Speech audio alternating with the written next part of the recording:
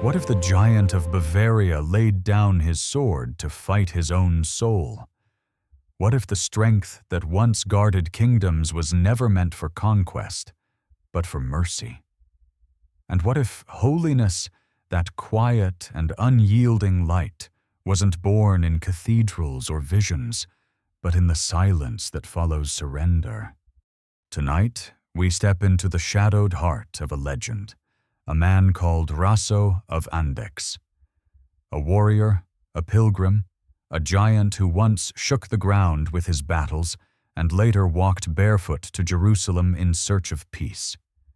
His life, written across centuries of faith and fear, asks the same question we still whisper in the dark. Can a man who has seen death learn to live for grace? Close your eyes, traveler of the night. Let the world fall quiet around you. This is not a story of war, but of awakening, where the clashing of swords becomes the echo of prayer. Welcome to Cryptic Realm, where forgotten truths rise again between dusk and dawn. If this journey stirs something within you, remember to like, share, subscribe, and leave your thoughts below. For every story lives longer when it is heard.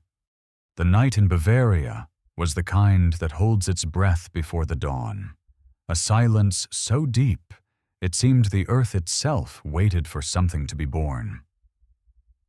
In that stillness, nearly 1,000 years ago, a child entered the world who would grow to be both legend and lesson. His name was Rasso. Some said the walls of Andechs trembled when he took his first breath, that the midwives crossed themselves not from fear, but awe. He was larger than any newborn they had ever seen, his cry ringing through the valley like the toll of a distant bell. The villagers called him a sign, though none could say of what. Strength, perhaps, or the strange mercy that sometimes hides within strength. His mother, a woman of quiet faith, looked into his eyes and whispered a prophecy she could not have known the weight of. You will serve both sword and heaven. In those simple words, the arc of his life had already begun, one that would bend between war and grace, like a bridge made from both fire and light. As Rasso grew, his size became the talk of the region. By the time he could walk, he was the height of a grown man. By the time he could lift a sword, no weapon seemed large enough. Yet those who met him spoke less of his strength than of the gentleness that followed it. He would lift a wounded bird with the same care a priest gives the host. He would kneel in the chapel for hours, motionless, his great hands folded like carved stone. And when he trained with the captains of his father's household, they said he moved not with rage, but with strange precision, a soldier already haunted by what his power could do. The world he was born into knew no peace. In the east, the Magyar riders thundered through the plains, swift, merciless, and untamed.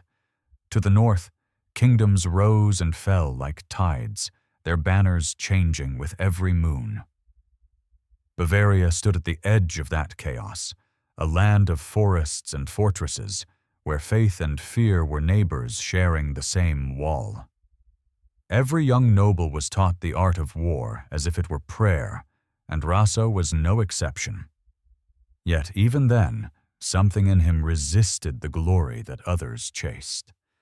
The monks of Andechs, who copied scripture in the dim light of oil lamps, often found him standing silently beside them, watching the letters take form. They told him stories of prophets who fought not with blades, but with obedience, of Moses, who parted seas by lifting his hands instead of weapons, of David, who could sing after killing, of martyrs who met death without striking back. These were not the tales of conquest his tutors approved of, but they were the ones he carried within him. Perhaps, even then, The seeds of his later peace were already taking root beneath the armor he had yet to wear. When his father died, the young giant became Lord of Andechs. He was still barely more than a youth, but his name already carried the gravity of legend. The people adored him, not because he was powerful, but because he listened. He walked through the fields barefoot to bless the crops, shared bread with beggars at his gate, and ransomed captives from raiders with gold that others would have hoarded for war. It was said that when he entered a hall, even the drunk fell silent, as if the room itself remembered its better nature. But peace, in those years, was fragile, a candle flickering in a storm. When word came that the Magyars were marching again, burning their way through the borderlands, it was Rasso whom the dukes and counts turned to. He was the only man whose height could be seen above the dust of battle, the only one whose presence made soldiers believe that God might still favor them. He tried to delay, to pray for another way, but the world doesn't wait for saints to finish praying. And so, the gentle giant put on his armor. It had to be forged from 2 suits joined together, for no craftsman had ever made one his size. The sword he carried glimmered like a shard of dawn, not an emblem of pride, but of burden.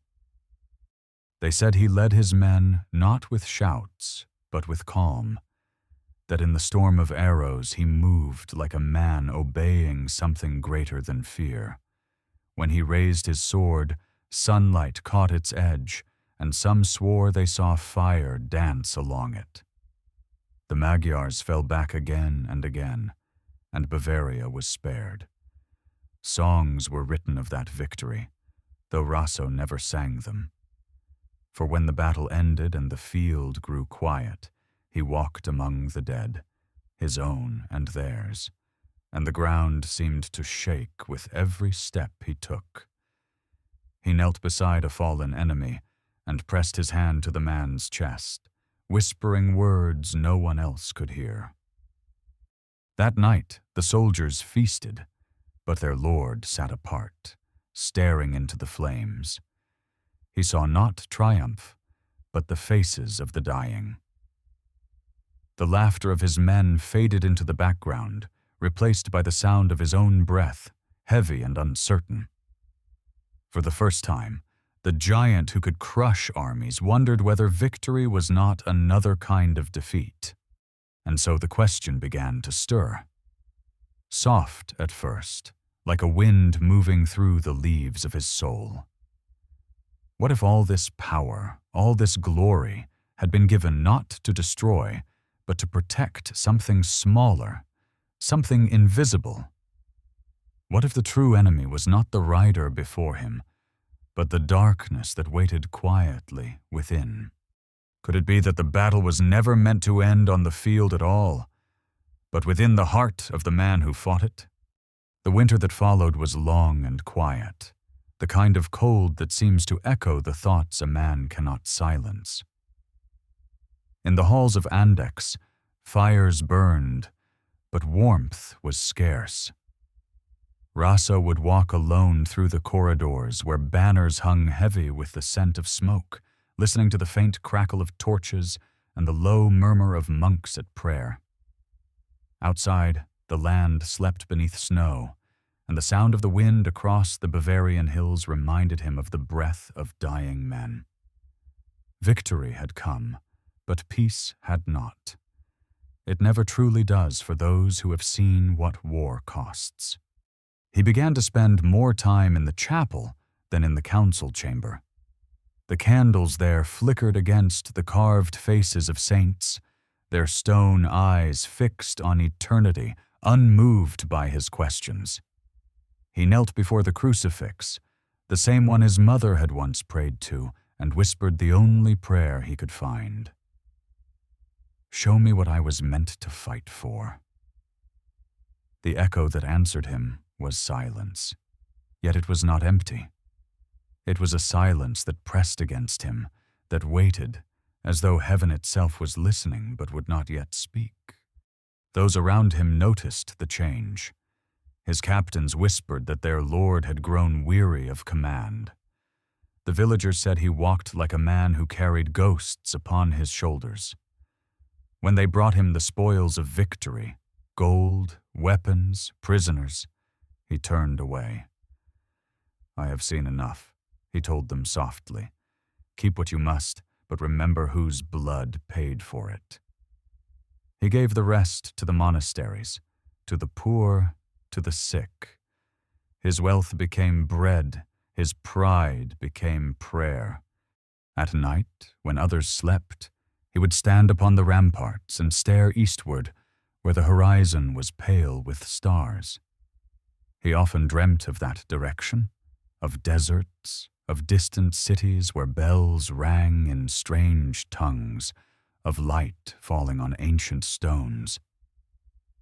Sometimes he saw a church filled not with candles but with stars suspended in air, and a voice calling his name from somewhere beyond sight. He would wake trembling, the sound of that voice fading into dawn. The monks told him such dreams were not madness but calling. Pilgrimage, they said, was the path of those who could no longer rest in comfort, whose souls had begun to thirst for something that cannot be found in kingdoms. He listened, though at first he did not believe he could leave. The people depended on him. His men still looked to him for orders, yet the restlessness in his chest deepened. He found himself tracing maps by candlelight. The Alps, the plains of Italy, the roads that wound toward Rome, and farther still to the Holy Land. He studied them not with the eyes of a conqueror, but of a penitent. He imagined the dust beneath his feet, the salt wind of foreign seas, the weight of relics carried home from the places where God had walked. One evening, after a long fast, he entered the chapel and laid his sword upon the altar. The blade gleamed faintly in the candlelight, the steel catching reflections of saints whose eyes had seen centuries of human striving. "If I must fight again," he murmured, "let it be against what I have become." His voice broke, not from sorrow but from relief. He felt, for the first time, the strange lightness of surrender, the moment when a man realizes that what he is giving up was never truly his to hold. The days that followed were filled with quiet preparation. He gave away his lands to trusted hands, freed those bound to his service, and made peace with every man who had ever stood against him. To some he sent letters, to others he went himself, walking through snow and mud to clasp their hands and ask forgiveness. Many thought him mad. A few, seeing the peace in his eyes, wept. "I go to seek what I have lost," he told them when they asked where he was bound. None understood, but none could stop him. When spring came, he rose before dawn, dressed not in silk, but in coarse wool, and walked out of his hall for the last time. There were no banners, no soldiers, no music, only the soft sound of his boots upon the frozen ground and the rhythm of his breath as he began to climb the road that led away from all he had known. The villagers watched from their doors, uncertain whether to grieve or to bless him. Some said they saw the air shimmer as he passed, as if the giant carried a light invisible to the world. He traveled first to Rome. There, among marble and relics, he knelt in the vast shadow of St. Peter's and felt smaller than he ever had in battle. He slept in cloisters, ate little, and spoke less. Pilgrims who met him along the road said he walked as if guided by something unseen. His height drew stares, but his humility silenced them. He carried water for monks too old to lift it, tended the sick in monasteries that smelled of wine and dust, and prayed in silence beside the tombs of saints who had never worn crowns. But even there, among relics and altars, the question still followed him, quiet but constant, like the sound of his own heartbeat. Is peace something a man can find, or only something he can become? When he left Rome, he turned his eyes east again, toward the long road to Jerusalem. The journey would take months, through mountains and deserts, through lands where few pilgrims returned. Yet he felt no fear. The wars he had fought had burned away his terror of death. What frightened him now was living without purpose. And so he walked on, step after step, toward a horizon that promised not victory, but understanding. Behind him, the bells of Rome tolled softly in the morning light, echoing against the hills. Ahead of him, the road shimmered beneath the heat of distant suns. Somewhere between those sounds, between past and future, the Giant of Bavaria whispered his own vow, that he would not rest until he found the battle that could only be won within. And in the silence that followed, the world seemed to listen, as if waiting to see what a man of war might become when he no longer knew how to fight. The road to the Holy Land stretched out like a test of endurance, a line of dust that disappeared into horizons of heat and hunger. To those who walked it, time itself changed shape. The sun became both clock and judge, and every step was a question asked of the body and answered by the soul. Rasso, once Lord of Andechs, now walked among merchants, monks, and beggars. No one called him Giant anymore. His cloak was patched, his sandals thin, and his hair, once gold in the banners of war, had turned the color of ash. Yet even stripped of rank and armor, he could not help but draw notice. Children along the roads of Lombardy whispered that an angel walked among them, though he looked too weary to be divine. In the small towns where pilgrims gathered, he slept on the stone floors of churches, his long frame curled awkwardly beneath the eaves. When morning came, he shared whatever bread he had with those who had none. Those who watched him noticed something unusual. He spoke little, yet wherever he went, silence followed. The noise of quarrels, the bustle of fear, the sharpness of hunger seemed to dull around him. It was as if his presence bent the air toward peace. But Rasso himself did not feel holy. He felt emptied, like a cup waiting for something unseen to fill it. The caravan that led eastward from Rome was a living chain of hardship. Through the Apennines, across the wide plains of Puglia, and into the salt wind of the Adriatic, the travelers moved together, bound by exhaustion and prayer. Rasso carried little: a small wooden cross, a satchel of dried bread, and a book of psalms too worn to read clearly.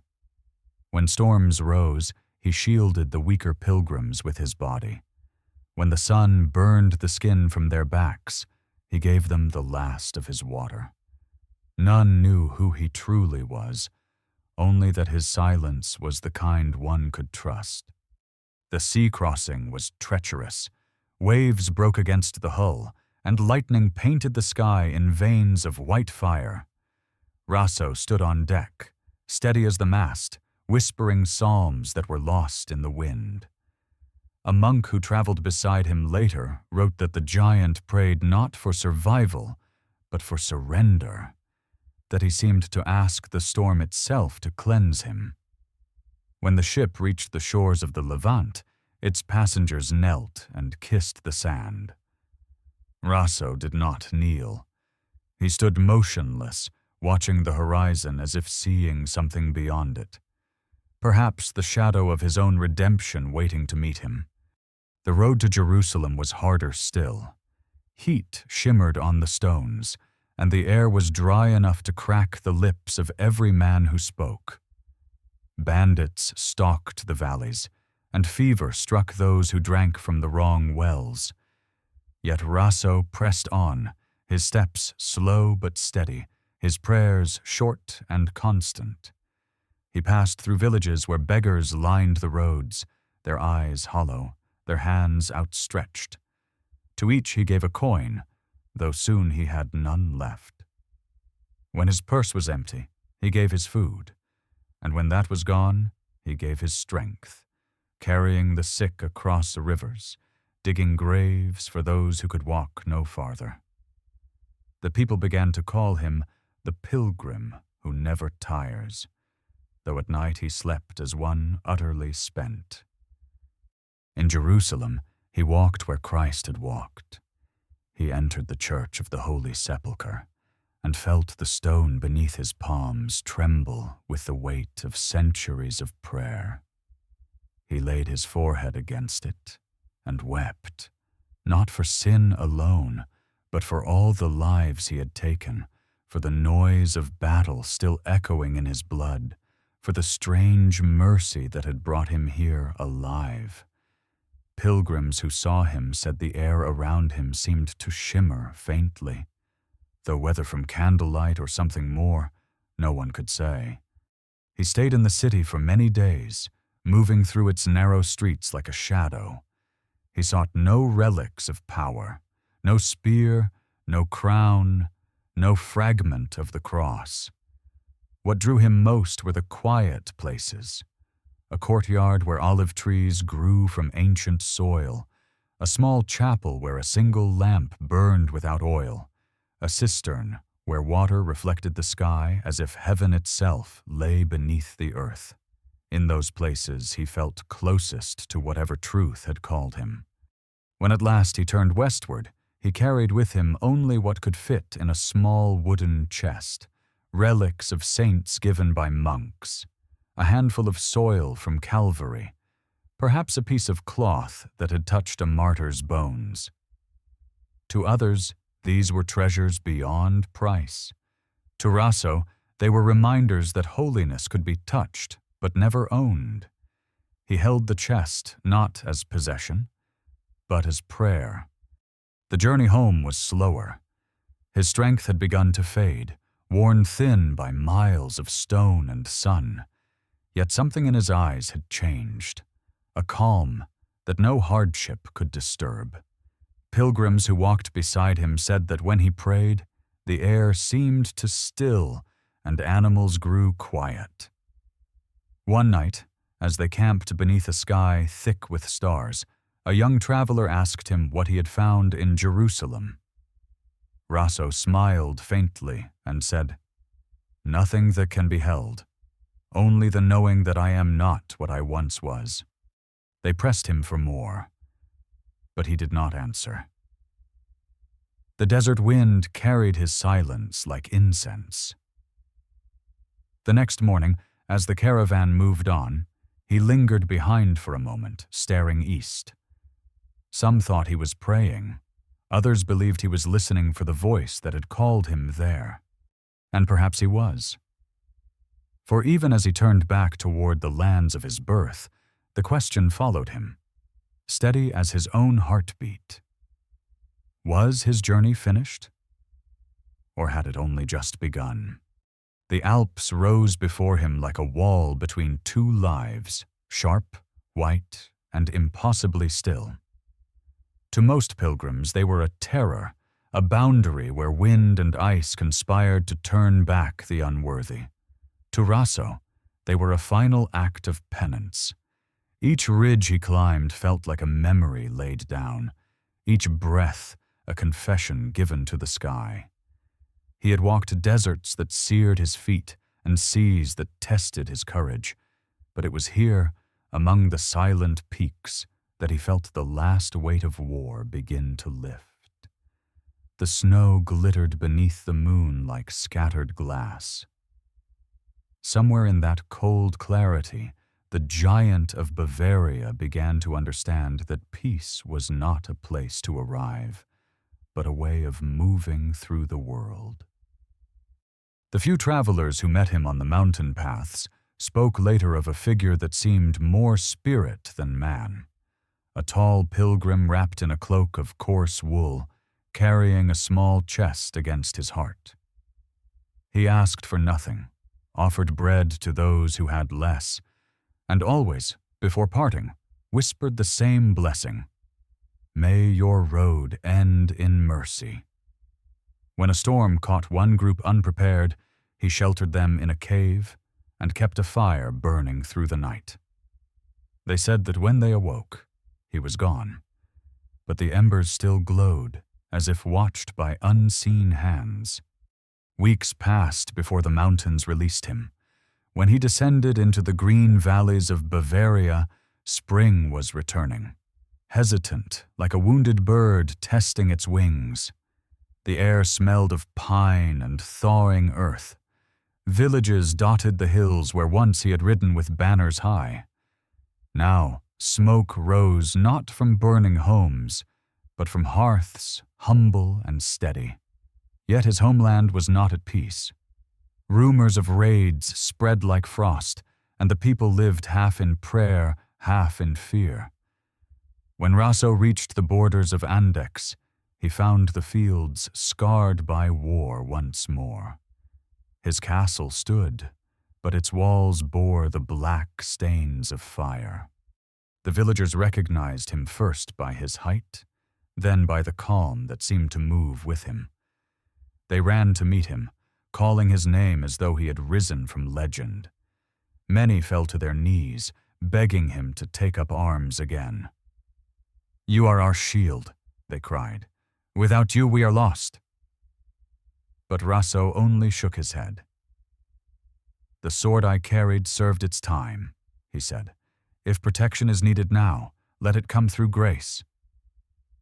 The people did not understand, but they trusted the light in his eyes more than the fear in their hearts.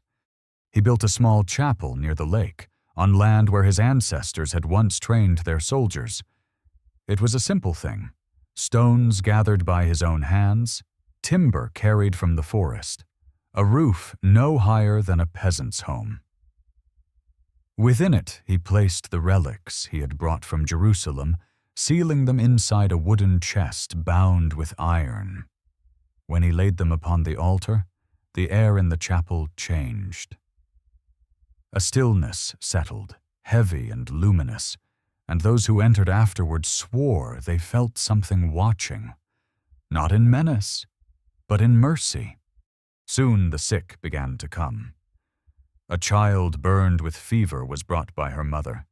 She left healed. A blind shepherd touched the stones where Rasso had prayed and claimed he saw light for the first time in years. A spring burst from the ground beside the chapel, clear and cold, its water flowing toward the lake like a silver thread. People said it was the earth itself answering his faith. The monks who came to investigate found no trick, no source but the deep rock beneath. They recorded the event simply. A fountain appeared where Count Rasso knelt. Rasso refused to call them miracles. "Faith," he said, "is the true relic. Without it, even holy water is only water." Yet word spread. Pilgrims arrived from distant towns, bringing candles and offerings, leaving healed or comforted, always changed. They called him the gentle Giant of God, a name that embarrassed him, though he never rebuked it. He spent his days tending to the poor, his nights in prayer, and when dawn came he walked barefoot to the lake to bless its surface. Those who watched from afar said the mist around him glowed faintly, as if reflecting some unseen sunrise within his soul. But even in peace, the memory of war does not die easily. At night he sometimes dreamed of the battlefield, the roar, the smoke, the silence afterward. He would wake before dawn and walk to the edge of the spring, listening to its flow. "Forgive me," he whispered to the water, though he no longer knew to whom he spoke. The ripples carried his words away, merging with the larger stillness of the lake. Perhaps that was the answer. Perhaps forgiveness is only ever given into silence. As months turned to years, the chapel grew into a place of pilgrimage. Monks came to guard the relics. Peasants came to pray. Still, Rasso remained humble, working the soil beside them, refusing titles or gold. "A man who has seen the cost of power," he said once, "should never seek it again." Yet the same question that had followed him from the battlefield, through the deserts, across the sea, and over the mountains, still lingered in the quiet corners of his heart. Could a man who had brought death truly be an instrument of life? Could peace, however bright, ever wash clean the hands that once held a sword? And as the wind moved through the reeds by the chapel wall, it seemed to whisper back in the voice of the lake itself, gentle, endless, and unanswering. The years passed softly in the valley, as though time itself had decided to move more gently where Rasso walked. The chapel by the lake became a living heartbeat of the land. Pilgrims came from across Bavaria, carrying candles, hopes, and stories that needed forgiving. Some came for healing, some for peace, and some because they had nowhere else to go. Rasso welcomed them all. His great hands that had once lifted swords now poured water over trembling heads, washed the wounds of the poor, and built tables where strangers could eat together in silence. He asked nothing in return. To him, this was war transformed, the only kind worth fighting. But the world beyond Andechs was restless once more. The Magyars had not forgotten their defeats. Bands of raiders moved again through the forests, swift as shadow, leaving behind only smoke and the sound of hooves fading into the night. One evening a messenger arrived, breathless, at the chapel, his face pale with fear. "They have crossed the border again," he gasped. "Villages burn. The people call for their protector." The words struck Rasso like a memory made flesh. For a long moment he said nothing. Then he rose, the light of the candle catching the lines of age carved into his face. "The protector they remember," he said quietly, "was a man of war. The one who stands before you is not." The messenger fell to his knees. "If you will not fight, we will perish." That night, Rasso walked alone to the lake. The moon hung low, and the water shimmered like a blade half drawn. He knelt by the spring, the same one that had risen from the ground at his prayer, and whispered to it as if to an old friend. "Lord," he said, "you took my sword that I might learn peace. But what is peace if it cannot protect the innocent?" His reflection trembled on the surface, divided by ripples, and for a moment he thought he saw two faces there, one young and fierce, one older, calm, both waiting for an answer. When dawn came, he gathered the men who still remembered how to fight. Farmers, herdsmen, sons of soldiers long dead. They stood awkwardly in the field before the chapel, uncertain whether they were soldiers or pilgrims. Rasso looked at them, his heart heavy but steady. "If we fight," he said, "we fight to protect, not to punish. Mercy must guide the blade, for wrath has no place in the heart of a servant." He led them to the edge of the forest where smoke rose in the distance. The battle that followed was brief and strange. Rasso moved through it, not as the warrior he once was, but as something else, slow, deliberate, unafraid. His commands were not shouts, but prayers. The raiders, fierce and hungry, met a resistance they could not understand. Where they expected vengeance, they found restraint. Where they expected slaughter, they met mercy. Many fled before the fight had even ended. unnerved by the calm of the man who would not curse them. When it was over, the dead were few. Those captured were fed and released with bread and water. The men who fought beside him looked at one another in disbelief. "You could have destroyed them," one said. "Why show them kindness?" Rasso turned his gaze toward the horizon, where smoke still thinned into the morning light. "Because hunger drives cruelty," he answered softly. "Only bread ends it." When they returned to Andechs, the people greeted him as they always had, with torches, with songs, with gratitude too large for words, but he lifted his hand to quiet them. "Do not praise the sword for what prayer began," he said. "The victory is not ours." Then he entered the chapel alone, closed the door, and knelt before the relics. He did not pray for triumph, only for understanding. In the days that followed, peace returned to the valley. The spring ran clearer than before, as though it too had been purified by mercy. Yet those who watched Rasso closely saw that he carried a new weariness. The lines around his eyes deepened, and his silences grew longer. It was not sorrow that shadowed him, but a knowing, a sense that every act of grace carried its own cost. At night, he walked once more by the water's edge. The reeds whispered in the wind, and the moonlight turned the lake into a mirror of silver glass.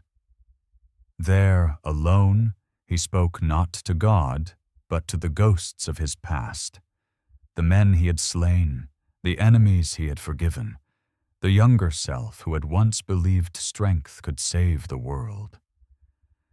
"I did not lift the sword in anger," he whispered, "but even mercy leaves marks." Sometimes, when the monks kept vigil, they would see his tall shadow move along the chapel walls, long after midnight. They said he prayed aloud, his voice low and steady, not begging but conversing, as if he were speaking to something that listened from within the silence. As seasons turned again, the valley healed. Fields flourished, children were born, and travelers spread the story of the giant who fought without hatred. The church sent word from distant cities, asking whether the tales were true. Pilgrims came in greater numbers, not to witness miracles, but to stand near a man who had learned how to be gentle without being weak. Yet even as peace deepened, Rasso's heart remained restless. The years of quiet had not dulled his questions. Sometimes he would pause mid-prayer, gaze upward, and whisper to the empty air, "Can a soul ever be fully cleansed of the blood it shed in ignorance?" The wind would move through the chapel, extinguishing one candle but leaving another still burning.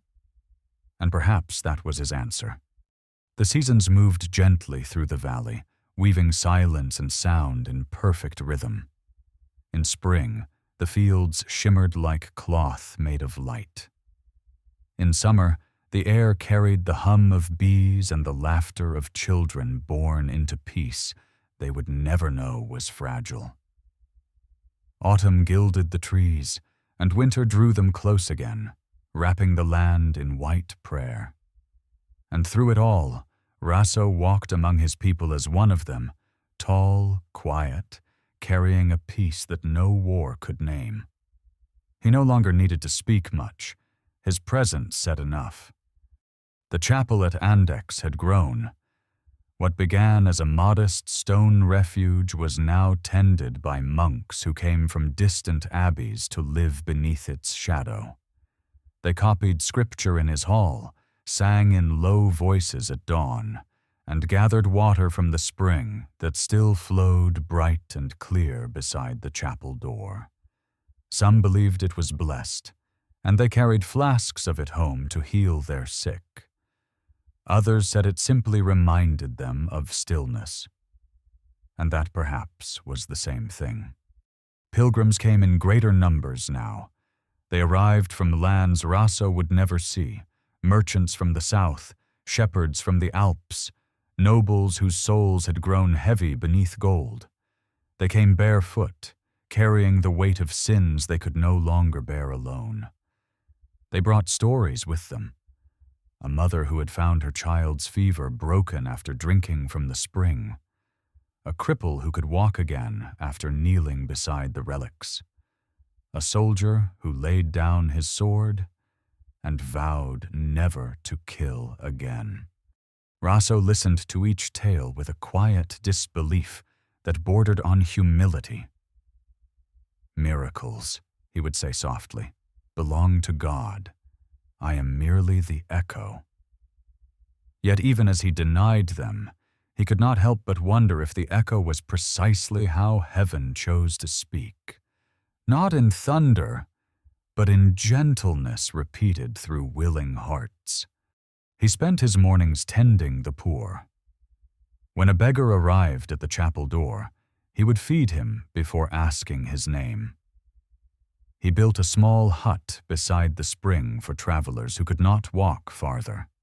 And each night he would carry a lantern there himself to ensure the sick were not left in darkness. To those who thanked him, he said only, "If you find peace here, then let it continue through your kindness. Do not leave it behind when you go."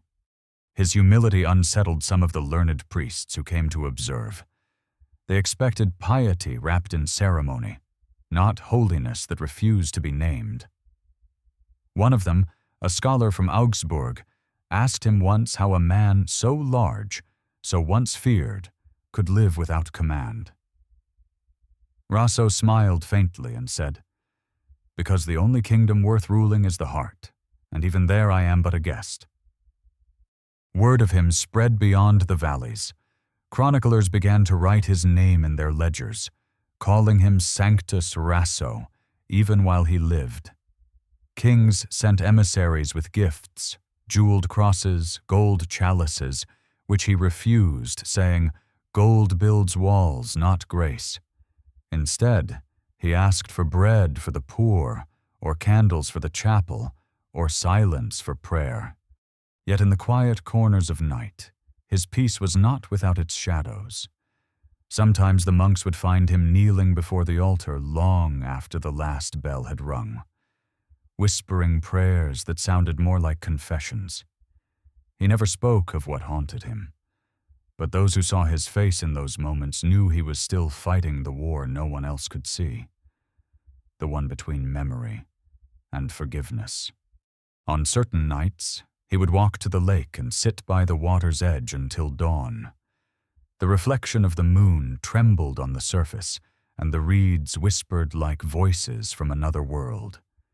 Some said he was communing with angels. Others thought he was simply listening to what remained when all words were done. Once, a young monk dared to ask him what he heard in those hours.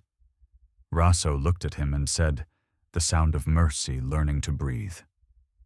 As the years passed, he wrote small prayers on scraps of parchment, not sermons, but fragments of thought left like footprints for those who would come after. To conquer without love is to lose in secret. The sword teaches the hand to strike, but prayer teaches the soul to hold without harm. The heart that kneels is stronger than the army that marches. These words would later be copied and carried through monasteries, though he never intended them for fame. They were, he said, reminders, nothing more. One evening, as he tended the candles inside the chapel, a traveler approached him, a man scarred and limping, his eyes hollow from war. He confessed that he had once fought for the Magyars, that he had killed Bavarians and burned villages. "I came to beg forgiveness," the man said, trembling. Rasso regarded him for a long time, then placed a hand on his shoulder. "Mercy," he said, "is not mine to give, but if you have come this far, then it has already begun." He gave the man bread, washed his wounds, and let him sleep beside the spring. By morning, the stranger was gone. Some believed he had been an angel in disguise. Others thought he was merely a man who had found peace at last. Rasso never spoke of it. But from that day on, the monks noticed that his prayers changed. They were no longer petitions for forgiveness, but gratitude. Gratitude for the chance to see mercy alive in another man's eyes. And yet, as the years drew deeper, one question continued to circle him, like the wind around the chapel's bell tower. When peace becomes one's nature, does the struggle ever truly end? Or does it simply grow quieter, waiting to be heard again in another form? The seasons that once circled endlessly around him began to fold inward, quieter each year, as if time itself were learning to whisper. Rasso felt it in his bones first, a tremor in his hands as he poured water from the spring, a stiffness in his knees when he knelt before the altar. The monks noticed too, though none dared to speak of it aloud. He had grown thin, his once golden hair now white as frost, his face carved by years of prayer and weather. Yet even as his body faltered, his presence seemed to deepen. The air around him felt denser, like light before dawn. He no longer commanded attention, he invited silence. Each morning he rose before the first bell and walked the path to the lake. The mist lay low over the water, soft as breath, and he would stand there barefoot, the hem of his robe dark with dew. He spoke little now, but those who listened could feel that something immense moved quietly through him, not power, but a calm that seemed older than the hills. "All strength," he said once to a young novice, "is borrowed. It must one day be returned." He continued his work despite the pain. He still tended to the sick, still carried buckets from the spring, though the weight bent him more each day. When the monks offered to help, he only smiled. "A candle burns brightest when it is almost gone," he said. They watched in awe as he moved among the pilgrims, frail yet radiant, like a flame, learning how to take human form. The miracles, or what people called miracles, did not cease. A woman blind from birth claimed to see the outline of his shadow as he passed. A child near death from fever rose the morning after Rasso prayed at his bedside. The villagers began to speak of him in the past tense, as if sanctity had already taken him halfway to heaven. He would shake his head gently when he heard this. "Do not make a saint of me while I can still sin," he said. But his warning changed nothing. To them he was already more than mortal, the gentle giant who had turned war into grace. His nights were long. Often he would sit by the window of his cell, watching the moonlight drift across the stones of the courtyard. The wind moved through the chapel rafters like the sound of breathing. Sometimes he spoke softly into that silence. "Lord, you have taught me to forgive," he would say, "but teach me also how to rest." The words were not a complaint, but a longing, the kind that comes when a soul has given all it has to give and yet remains full of love. In those final years, visitors came as much to see his stillness as to hear his words. Pilgrims would sit in the chapel for hours, waiting for him to pass through the doorway, tall and slow, his hand trailing along the wall as though blessing each stone. He would pause by the spring, touch the water, and raise it to his forehead. Those who saw him swore that the candle light brightened, that the air itself seemed to breathe with him. One evening, As autumn set fire to the hills, a traveler from the east arrived. A scholar, curious and skeptical. He had heard of the giant who healed without pride, and wanted to see for himself whether such peace could belong to a man. When he met Rasso, he found not the mystic he expected, but an old monk with a smile that seemed to see through time. "Tell me," the scholar said, "how did you turn violence into faith?" Rasso looked at him for a long while before answering. "I did not," he said. "Faith turned me. I only stopped resisting." The traveler said nothing, for there was nothing left to ask. He stayed the night in the chapel, and when he left at dawn, he wrote in his journal, "I came to study a legend. I left believing in gentleness." As winter returned, the snow fell thick upon the valley. The chapel's roof groaned under its weight, and the spring steamed faintly in the cold. Rasso's steps grew slower, but he still made his way to the water each morning. The monks begged him to rest, fearing the chill would claim him. He only smiled and said, "The soul does not freeze." One dawn they found him standing by the lake, motionless, watching the sunrise spill gold across the ice. "It is the same light," he whispered, "that shines on the living and the dead." He returned to the chapel, warmed his hands by the candles, and spent the rest of the day writing a single line upon a piece of parchment. "The weak hand that forgives is stronger than the sword that kills." He left it on the altar without signing his name. That night, he did not join the others for supper. The monks found him again before dawn, kneeling where he always prayed. His eyes were closed, his lips slightly parted, as if listening for a voice just beyond hearing. When they tried to lift him, he stirred and spoke a few words they would remember for the rest of their lives. "The war within is ending. Do not wake me until the peace begins." He slept through the following day, and when evening came, the bells tolled softly over the snow-covered hills.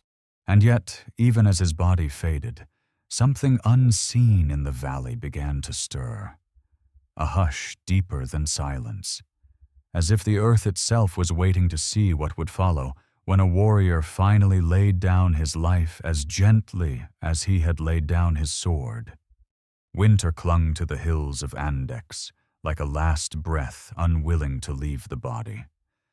The snow lay heavy on the roofs, muting every sound, until even the tolling of the bells seemed to come from another world.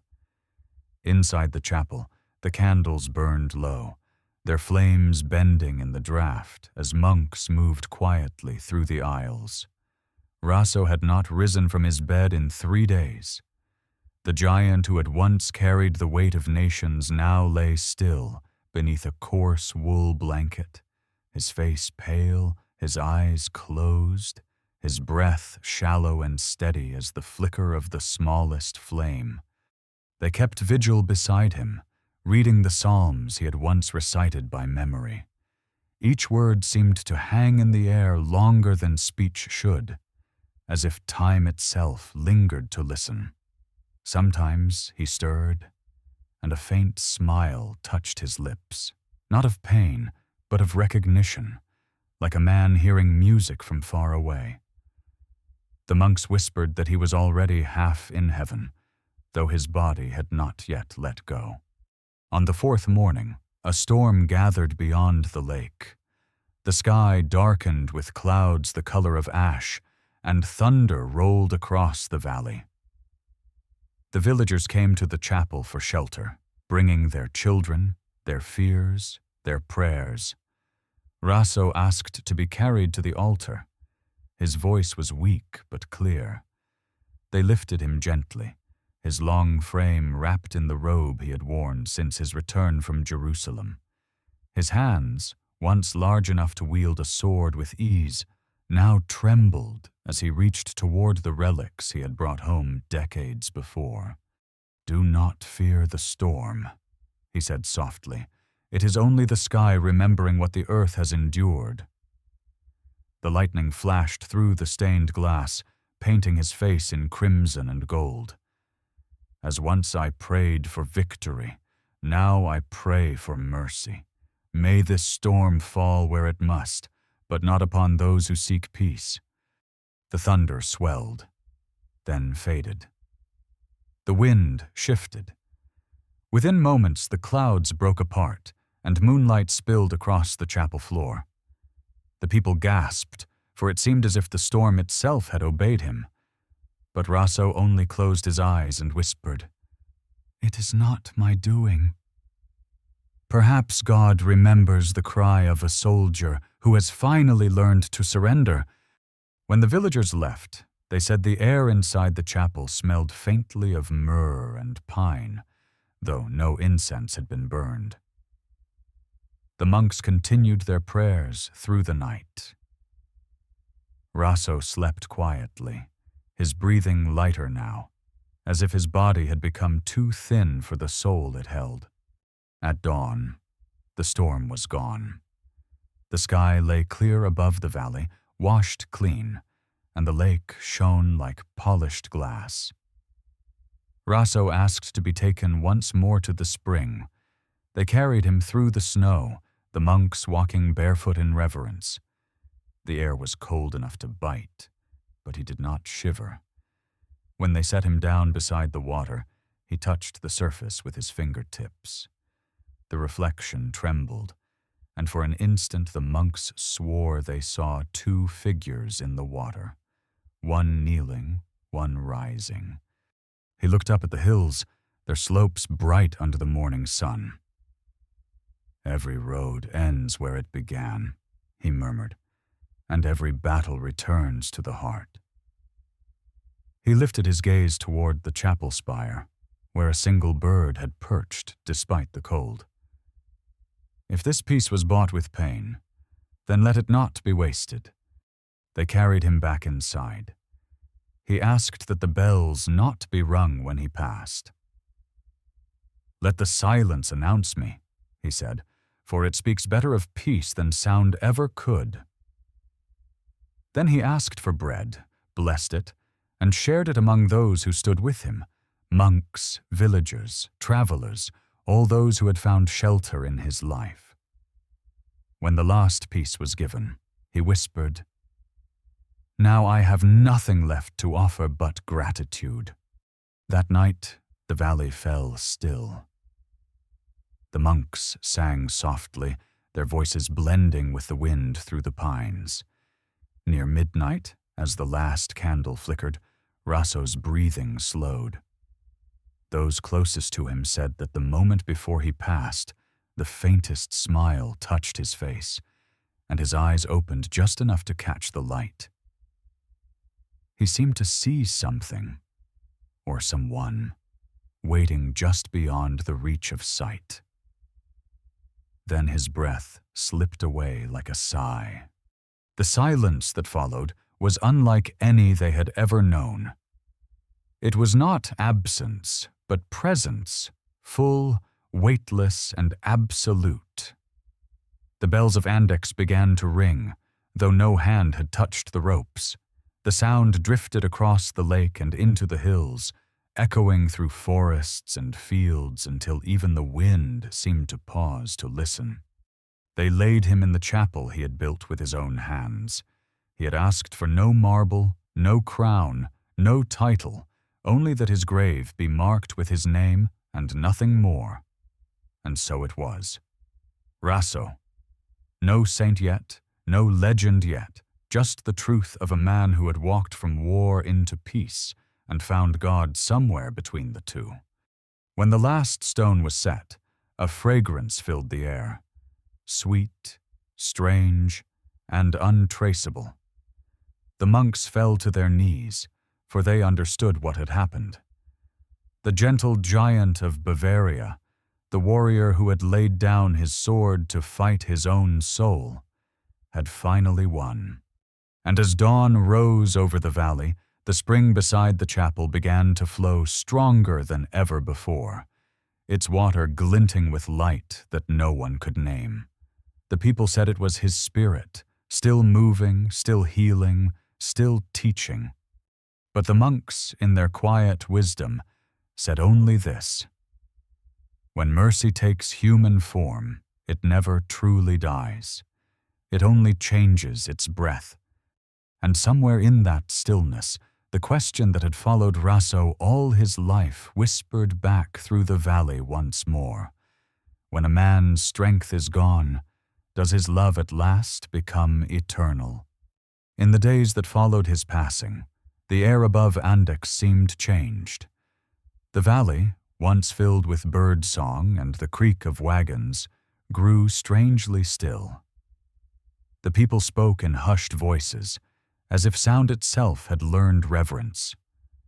Even the wind moved differently through the pines, slower, as though carrying a burden it did not want to drop. The monks, still numb with grief, moved through the chapel like men walking through a dream. They prepared his body with the tenderness of sons dressing their father for sleep. No crown, no armor, only linen and a simple cross placed in his folded hands. He had asked for no splendor in death, and so they gave him only what humility allowed. They buried him beneath the chapel floor, the same stones his own hands had carried years before. The villagers gathered outside, weeping quietly as the monks sealed the tomb. Then, as they prayed, something remarkable occurred. A fragrance began to fill the air. Not incense, not smoke, but a sweetness none could name. Myrrh, some said. Wild herbs, others whispered. It rose from the stone itself, and every man and woman present swore they felt a warmth settle over their hearts, as if the earth had opened not to take him, but to give him back in another form. That night, the spring beside the chapel ran faster, clearer. The ice that had once rimmed its edges melted, though the cold still clung to the air. When dawn came, the water shimmered with a strange silver hue. A child who had been sick for weeks was brought by his mother to drink, and by evening his fever had broken. Word spread before the bells finished their morning toll. By the second day, pilgrims were arriving from neighboring villages. They came barefoot through the frost, carrying candles, bread, and sorrow. Each dipped their hands into the spring, each whispered his name, Rasso, Rasso, Rasso. The monks watched in silence. They had known holiness. But this was different. It was as though the valley itself had begun to breathe with a new rhythm, one that no longer depended on human voice. On the third night, a light was seen flickering within the chapel, though all candles had been extinguished. The youngest monk, frightened but curious, entered to find the faint glow coming from beneath the stone of the tomb. It was not bright, only enough to outline the edges of the slab, like the last light of evening caught in marble. When he touched the floor, the warmth of it made him weep. He told no one until morning, when others confessed they had seen the same. The abbot, a careful man who trusted scripture more than stories, wrote it down but made no proclamation. If it is of God, he said, it will endure. And endure it did. Weeks turned to months, and the stories multiplied. A blind soldier who had fought under Rasso in his youth came to kneel at the chapel, and when he rose, he could see again. A woman whose husband had been lost to war dreamed of the giant standing beside her bed, telling her, "Peace is not gone. It has only changed its shape." When she woke, her grief no longer crushed her. People began to travel from far beyond Bavaria. Merchants from Augsburg, pilgrims from Italy, even noblemen from the empire's courts. They came not for relics of gold, but for water from a spring and the silence that seemed to listen back when they prayed. The monks tried to keep order, but faith has its own current. They built a low stone wall around the spring to protect it, and placed wooden troughs for those who came to draw water. Still, it flowed stronger each day. Some said the sound of it at night resembled the murmur of a man praying. When the Bishop of Freising finally sent priests to investigate, they expected superstition, perhaps hysteria. Instead, they found peace so tangible it unsettled them. They examined the relics Rasso had brought from Jerusalem, the fragments of bone and cloth, the soil sealed in glass, and found them uncorrupted. The water from the spring was pure, free of decay. But what struck them most was the atmosphere of the place. "It is as if God walks here still," one of them wrote in his journal. "Not in thunder, but in the quiet patience of a soul that never left." By the first anniversary of his death, the pilgrimage to Andechs had become a tide. Hundreds came to kneel on the same stones that covered his body. The monks, overwhelmed, began keeping records. They wrote of healings, of peace restored between enemies, of children born after years of barrenness. Yet they also wrote of silence, how those who came with anger left with tears, how even the proud felt compelled to kneel. The abbot, once cautious, now prayed daily at Rasso's tomb. He would place his hand upon the stone and whisper, "If this is what comes of a man who laid down his sword, then may all warriors learn to do the same." And still the question grew, not in doubt, but in wonder. Could holiness truly linger after the flesh had turned to dust? Could love, once given fully, become something that refused to die? Each evening, as the last light faded across the lake, the monks lit lanterns along the chapel walls. Their glow reflected upon the water, making it seem as though the stars had come down to float beside the earth. Travelers arriving at night often mistook it for a vision, a heavenly fire. But those who stayed until morning learned that the miracle was simpler, quieter, and far more profound. A man's gentleness had become part of the landscape itself, and so the Valley of Andechs entered its new life, not as a place of war, but as a sanctuary of peace. Yet even peace has a question buried within it, waiting like a seed beneath the soil. If the power of one man's mercy could change a valley, could it change the world beyond it? Or does the world need to remember him anew in every generation before it can learn again how to be kind? As the seasons turned, the name of Rasso spread far beyond the hills that had once held his footsteps. What had begun as whispers among villagers became chants in monasteries, lines in chronicles, songs sung by travelers around their fires. The story carried like the scent of pine on wind, unseen, undeniable, alive. They called him Der Heilige Rasso, the Holy Rasso, the giant who walked between sword and prayer. In distant cities, scribes wrote of him in cautious ink, noting his size, his gentleness, his spring that healed the sick. Some called him myth, others miracle. Yet even those who doubted found themselves drawn to the story, for it spoke of something they feared had been lost, the possibility that mercy could be stronger than power. Pilgrims no longer came only from Bavaria. They came from Bohemia, from Austria, from the northern plains where frost never quite left the soil. They came carrying relics of their own, grief, guilt, longing. The road to Andechs became known as the Way of the Giant Saint, and the path that had once echoed with the sound of soldiers' boots now rang with prayers whispered under breath. The monks kept their chronicles faithfully.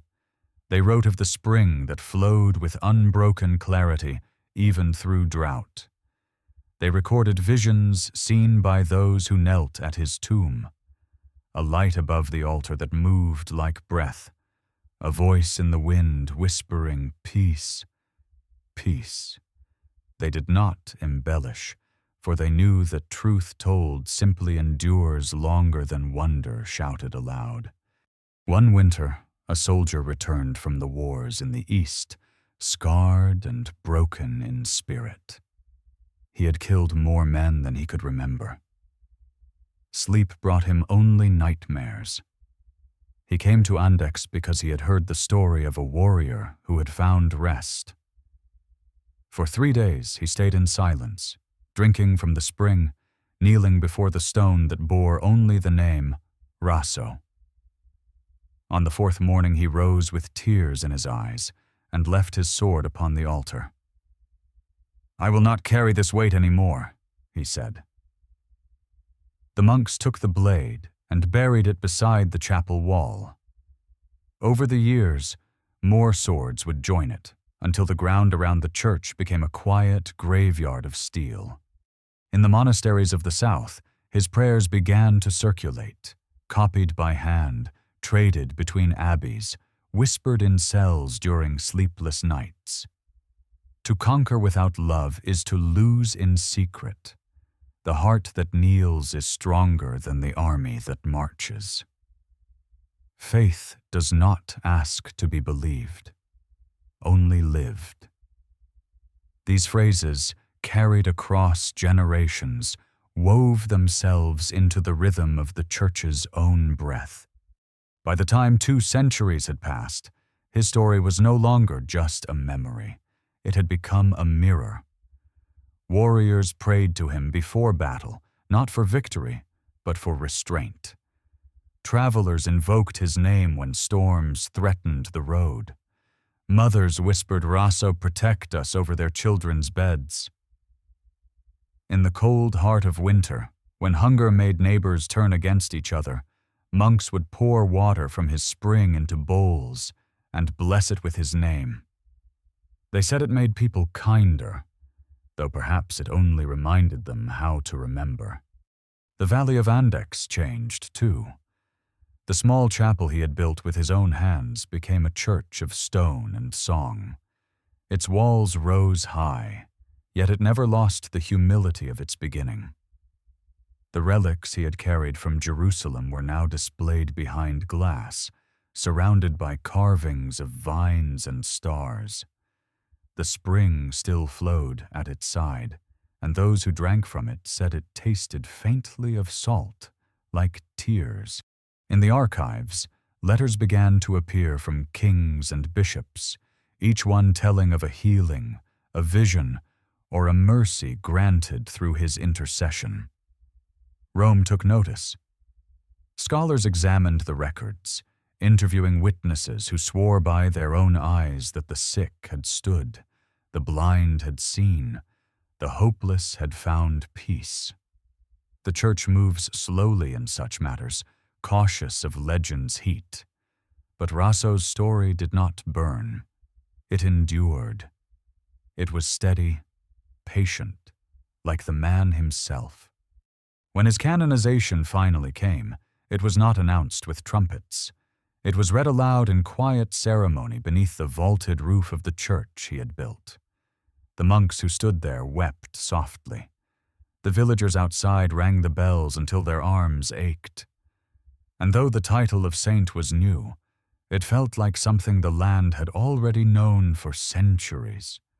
The spring that night glowed faintly in the moonlight, and those who came to draw its water found the surface still and luminous, as though reflecting stars that were not yet in the sky.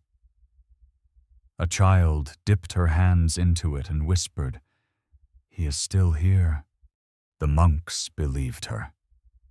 For though the body beneath the stone had long since returned to dust, the silence that filled the chapel was not emptiness, but presence.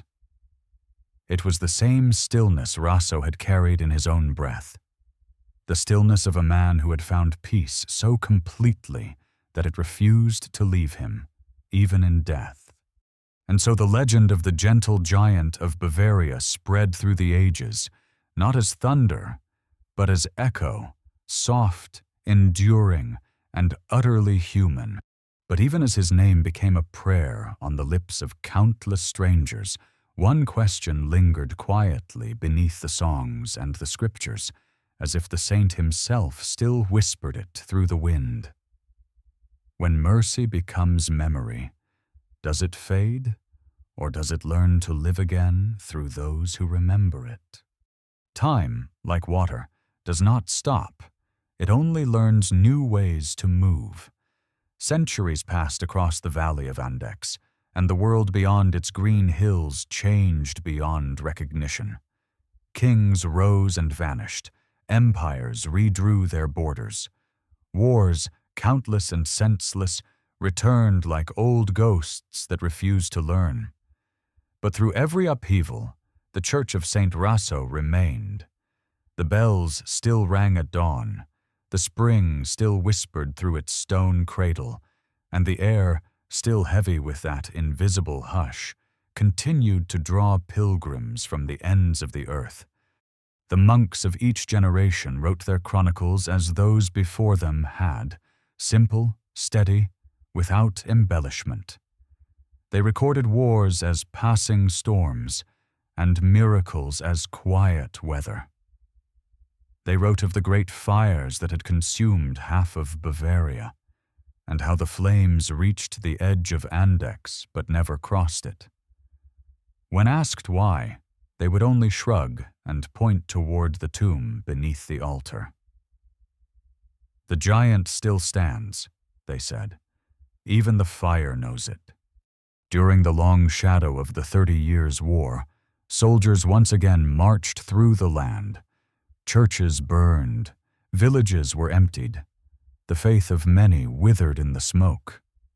But Andechs remained untouched. One night, a band of raiders approached the monastery, intent on plunder. They saw the faint glow of candles through the fog and heard the sound of chanting, low, deep, unbroken. Some said it was only the monks praying. Others claimed they saw a figure standing at the gate, tall, cloaked, and still.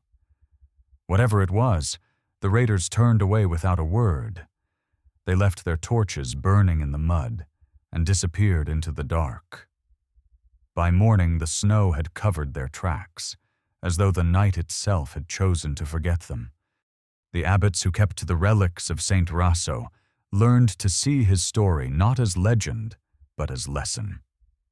They told it to the frightened, the wounded, the faithless, not to promise miracles, but to remind them that gentleness was a kind of armor no violence could pierce.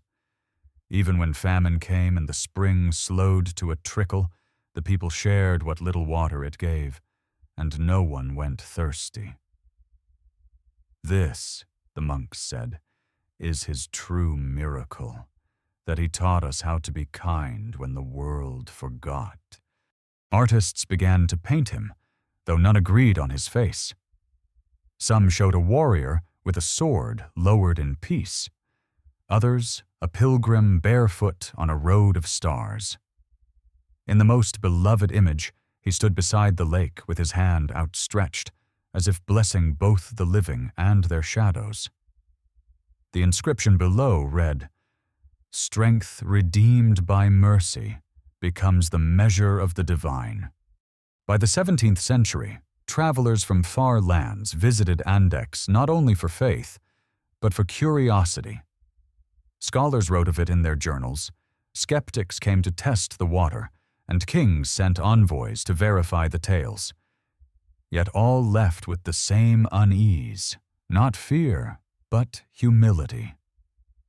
The place seemed to quiet even the loudest hearts. One historian from Vienna wrote, I entered to study relics and left afraid to speak, for I felt the presence of something that needed no witness. Through revolutions and the birth of new nations, the hill of Andechs stood unchanged. The world below became a clockwork of industry and noise, yet the path that climbed through the forest remained narrow, still lined with moss and prayer. Those who walked it said the air felt different the higher they climbed. Lighter, but heavier at the same time, as though the soul knew it was being watched with love. In the age of reason, many called saints superstition, miracles myth.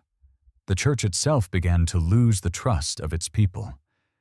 Yet even then, those who had nothing left to believe in still came to Andechs.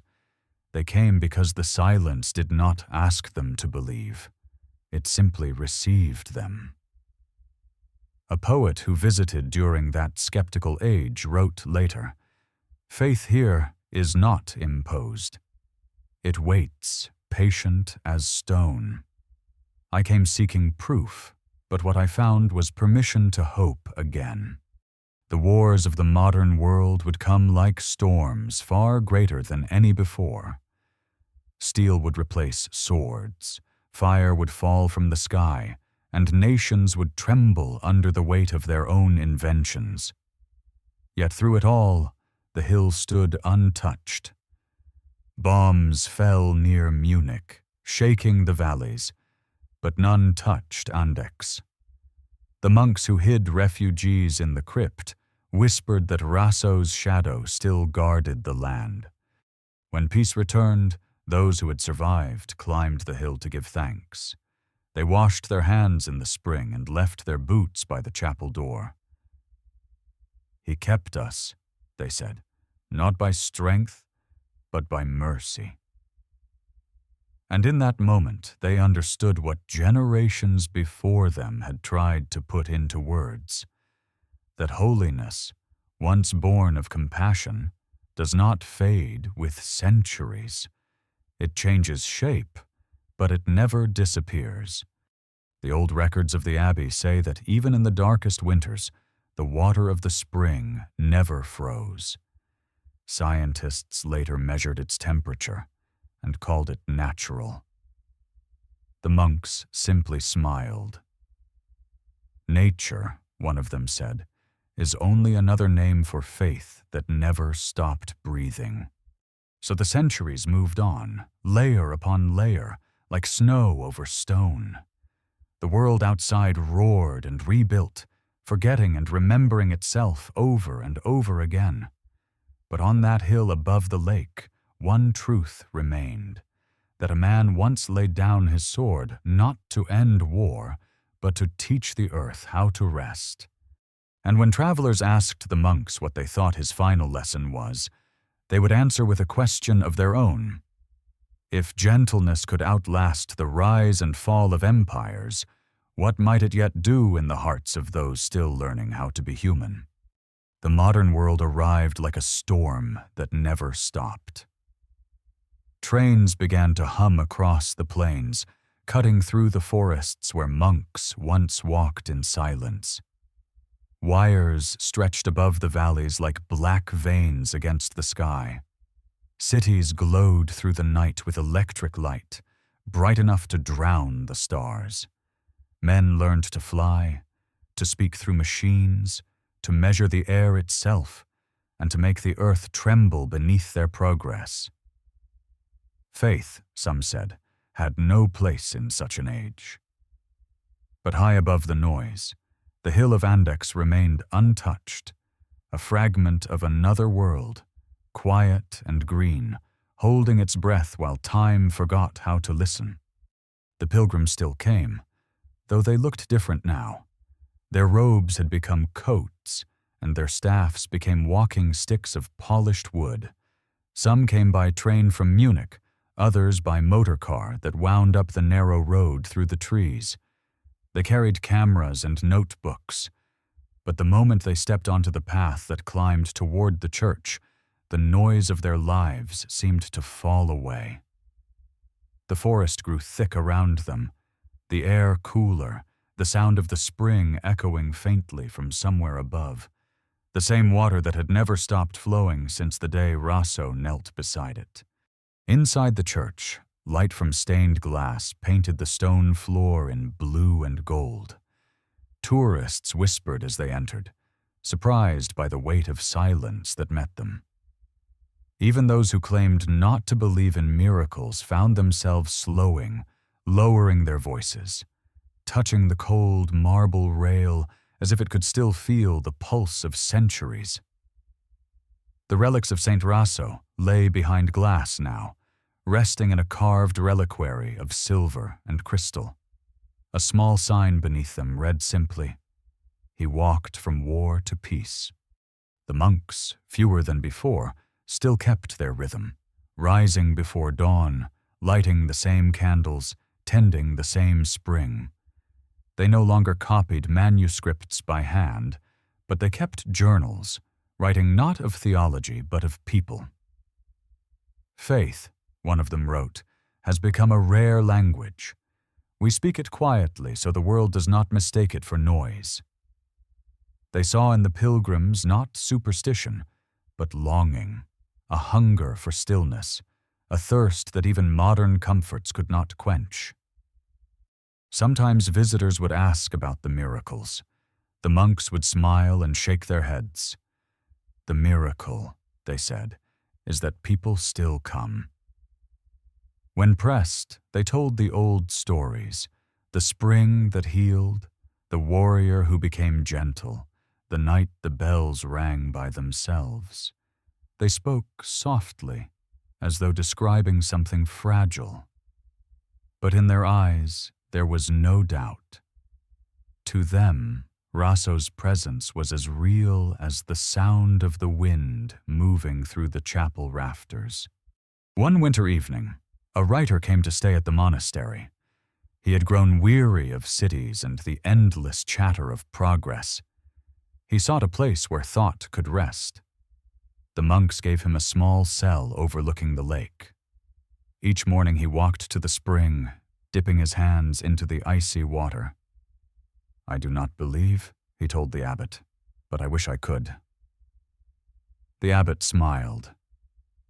"Belief is not required here," he said. "Only honesty." The writer stayed through the snow and the thaw. On his last night, he sat in the empty church as the bells tolled for vespers. Later, in his journal, he wrote, "I came to observe a relic and found a mirror. The world outside speaks of speed and success, but here I felt the weight of something slower, the grace of endurance. Perhaps faith is not a system to be measured, but a silence that waits for us to become quiet enough to hear it." Years later, his book would be read by thousands who had never heard of Saint Rasso before. Yet through his words, they would feel the echo of the same calm, the same question that had haunted the giant himself. What is the measure of strength, if not the courage to forgive? The world continued to change. Wars came again, louder, faster, crueler. Bombs fell, empires collapsed, and the sky itself burned. The monastery became a refuge once more, sheltering those fleeing from the ruin below. The monks shared their bread, their silence, and the last of their candles. When the war ended, survivors climbed the hill to give thanks. Some said they had seen a tall figure moving through the smoke during the bombing, walking slowly between falling sparks, untouched. No one could prove it, and no one tried. It was enough to believe that mercy still walked where it was needed most. When peace returned, the monks rebuilt the walls and planted new vines on the slopes. The spring still flowed, unchanged, and they began to bottle its water for the pilgrims who could no longer travel. On each label, they printed the same words that had once been carved into the chapel's first lintel, "Pax inter arma," peace among arms. And so, even in the modern age of noise and disbelief, Andechs remained what it had always been, a pause in the world's breathing, a place where the sacred survived not in thunder, but in endurance. The pilgrims of this new century came not seeking miracles, but themselves. They came to touch the silence that had outlived 1,000 years of history. And sometimes, when the evening fog rose from the lake and the last bell faded across the valley, a few swore they heard footsteps on the path outside, slow, deliberate, impossibly heavy. The monks would only smile when asked about it. "Perhaps," they said, "it is the saint walking again. Or perhaps it is the earth remembering the sound of mercy." And always, when the fog lifted, the question remained, drifting like the echo of the bells. In a world that can build anything, can it still build peace? The century turned, and the world's heartbeat grew faster.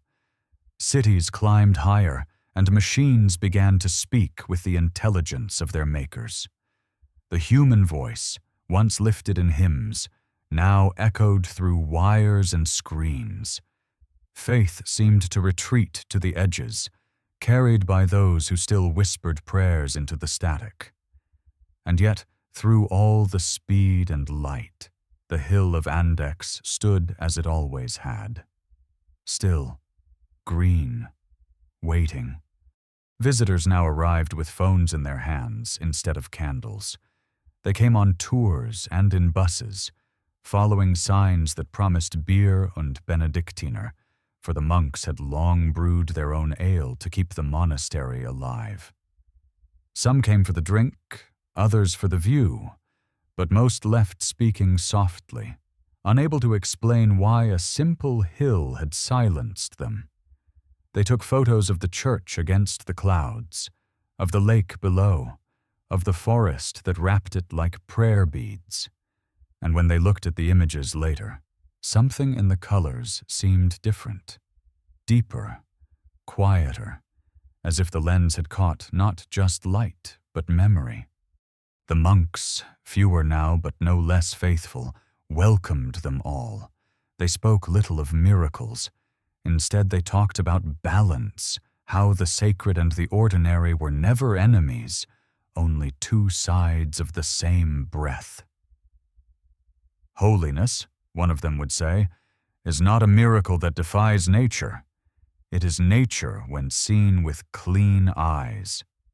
They offered visitors the same water that had flowed since Rasso's time. Some drank it out of curiosity, others wept without knowing why.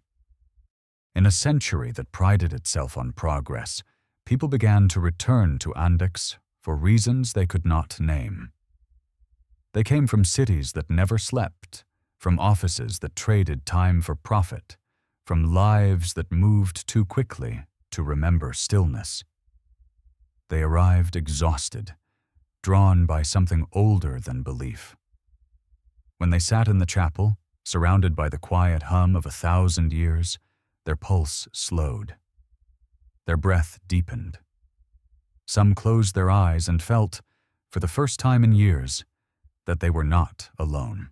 Scholars continued to study the legend, separating myth from fact. They confirmed his existence, his pilgrimage, his relics. But what they could not explain was endurance, how a story could survive 10 centuries without the machinery of empire or the glamour of power. They wrote papers, gave lectures, built theories, and still the spring kept flowing, defying their need to measure it. One historian described Andechs as a rare place where faith is not demanded, only offered. He visited each year, sitting by the water's edge with a notebook. "Perhaps," he wrote once, "St. Rasso's secret was not that he found peace, but that he learned how to carry it quietly enough for it to last 1,000 years. Technology reached the monastery as it reached everywhere else. Electric lights replaced candles. The bells were wired to ring by timer. Yet some things refused to change. The monks still sang at dawn, their voices low and human against the hum of machines. The spring still shimmered in the courtyard, clear as thought. And when tourists posted videos online, millions watched, though few could say why they felt moved by a stream of water running through stone. In one such video, filmed on a foggy morning, the camera captured a shadow passing behind the chapel door, tall, slow, indistinct. It was gone in a heartbeat, a trick of light, perhaps, but viewers left comments filled with awe. "It looked like someone walking," one wrote. "Maybe the saint is checking if we still remember." The monks never confirmed or denied it. They only replied with a single sentence. Some footsteps are not meant to fade. As the century closed, Andechs became both sanctuary and symbol, a living contradiction to the speed of the modern age. Artists came to paint, musicians to compose, philosophers to breathe. They said the place felt like a pause in the noise of existence, a single moment where time remembered itself. A young traveler once asked one of the elder monks, "Do you think Saint Rasso knew he would be remembered this long?" The monk smiled, his eyes bright behind tired lids. "I think he hoped not," he said. "To be remembered is not the point. To remind others, that was his gift." And still the spring flowed, through rain and drought, through history and forgetting. At night, when the last tourists had gone and only the moonlight remained, the water caught the stars and scattered them like dust across its surface. The monks said that was how grace worked, never captured, always reflected. And so, in a world of screens and speed, the hill of Andechs remained what it had always been, a whisper against the wind, a heartbeat beneath the noise. Those who found it returned home changed in small, invisible ways, kinder, slower, quieter.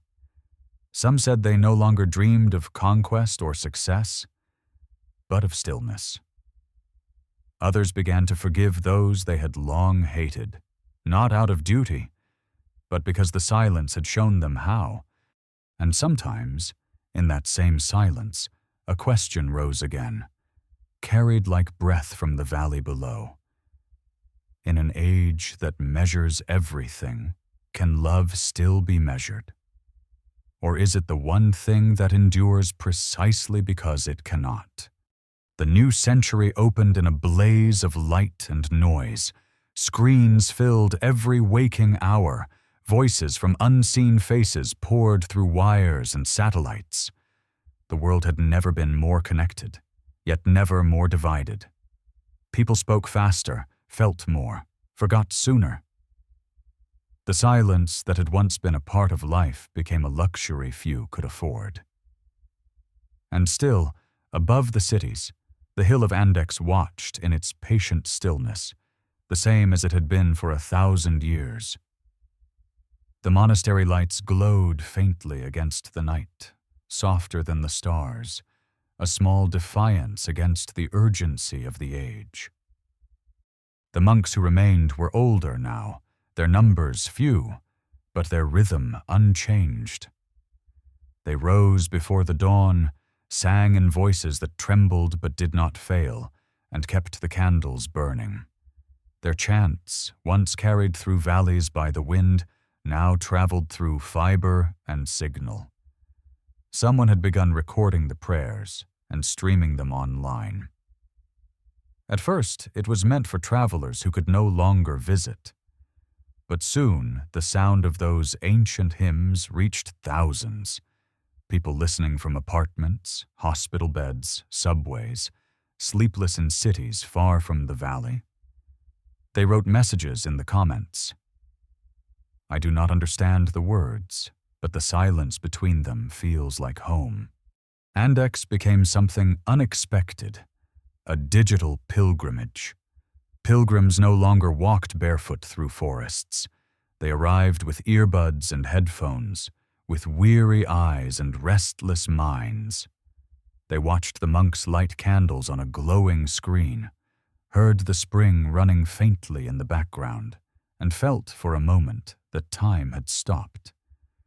Some sent donations, others sent prayers typed in shaking sentences, pleas for peace, for forgiveness, for rest. The monks answered each one with the same phrase that had survived the centuries. May mercy find you where you stand. A journalist from New York came to write about it. He expected quaint faith, superstition wrapped in history. Instead, he found something startlingly human. It isn't about miracles, the abbot told him over tea. It's about remembering that gentleness still exists. The journalist stayed for 3 days, long enough to hear the dawn bells echo across the frozen lake. In his article he wrote, "In a world obsessed with progress, Andechs feels like a pause the universe forgot to delete." Visitors returned in person, too. Young travelers with backpacks, old men tracing family roots, artists chasing quiet inspiration, all climbed the same road lined with chestnut trees. They took photos, of course, but after a while, most lowered their cameras. The view of the lake, silver beneath the sky, seemed to resist capture. It asked only to be witnessed. Some sat by the spring for hours, saying nothing, until the sound of water became prayer. The monks noticed something curious. Many of the new pilgrims did not call themselves believers. They came from every language, every creed, or from none at all. Yet all felt the same pull, the desire to kneel, even if they did not know before whom. One monk said, "Perhaps the saint has become what the world needs him to be. Not a symbol of a single faith, but a reminder that compassion belongs to everyone." On quiet evenings, when the tourists had gone and the lamps along the path flickered out, the younger brothers would sometimes walk down to the spring. They spoke of the strange times they lived in, the wars that still raged, the fear that traveled faster than truth, the loneliness hidden behind the glow of every screen. "Do you think St. Rasso sees all this?" one of them asked. The elder monk smiled. "He sees what he always saw," he said. "The battle never changed, only the weapons did." They stood listening to the water, clear and cold as thought. The moon drifted behind clouds, and the world seemed to hold its breath. Somewhere above them, the church bell rang once, though no hand had touched the rope. The sound rolled across the valley like the echo of a heart still beating beneath the centuries. They did not look at each other. They simply bowed their heads. Some said later it was the wind. Others were not so sure. The abbot began keeping a small notebook of the messages that arrived from strangers online. He copied their words in careful script. "Thank you for the silence. I was ready to give up, and then I listened to the bells. I do not believe, but I felt peace for the first time in years." He kept the book near the altar, beside the stone that marked Rasso's tomb. "These," he said, "are the new miracles." Andechs changed slowly with the century, yet its essence did not. The vineyards still glowed in autumn. The lake still mirrored the sky. The spring still murmured through its stone basin. The monks still brewed their ale, still shared bread with travelers, still sang as their brothers had sung 1,000 years before. In the quiet after Compline, when the candles guttered low, they would sometimes feel the air grow warmer, as if someone unseen had entered the room. Then a soft fragrance of pine and myrrh would rise, faint but unmistakable. No one spoke of it, They simply continued their prayer. And the question that had followed Rasso through every age lingered again, more urgent now than ever. When a world forgets how to be still, can the peace of one man teach it to listen again? The world had learned almost everything except how to rest. People spoke to one another across oceans in the span of a heartbeat, but they rarely listened long enough to hear the answer. Knowledge multiplied, yet wisdom seemed to thin like mist in wind. The body of humanity grew powerful, but its soul trembled with fatigue. And still, far from the cities and the endless pulse of data, the hill of Andechs stood unchanged, a green silence untouched by hurry. The bells tolled as they had for 1,000 years, not competing with the noise below, only outlasting it. It was around this time that pilgrims of a new kind began to arrive. They were not the devout of old, nor the curious tourists of recent years. They were wanderers of the modern mind, psychologists, scientists, philosophers, and the disenchanted. Some came to study the endurance of faith as a social relic. Others came because they had run out of reasons to go anywhere else. They had achieved, traveled, measured, and built, yet still they felt the hollow space that success never fills. In that emptiness, the legend of a man who had once laid down his sword began to sound less like myth and more like invitation. The monks welcomed them quietly, as they welcomed everyone. They did not preach, they simply led them to the spring. There, amid the scent of moss and running water, the visitors would stand in silence, unsure what to do. Some knelt without meaning to. One physicist from London later confessed, "I came to observe the psychology of pilgrimage. Instead, I found my own reflection and could not look away." He left a small note near the basin that read, "We study energy, but we have forgotten grace." In those years, Andechs began to appear not just in guidebooks, but in essays and documentaries. Filmmakers captured the morning fog curling around the bell tower. Poets wrote of the spring as a voice of the earth itself. A professor from Vienna compared Rasso's transformation to a universal pattern: the hero who turns inward, the warrior who becomes healer, the moment when force learns gentleness. "It is," he wrote, "the story that civilization repeats until it understands it." The monks smiled when they read these interpretations. "They are not wrong," the abbot said, "but they are still looking for answers in words. The saint taught us that truth is not spoken. It is lived." Even among those who did not believe, something began to stir, a respect for the idea that power redeemed by compassion might still save what intellect alone could not. Artists began to leave sketches by the spring.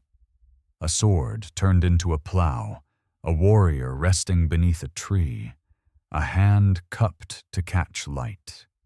Children visiting on school trips would ask, "Was he really that big?"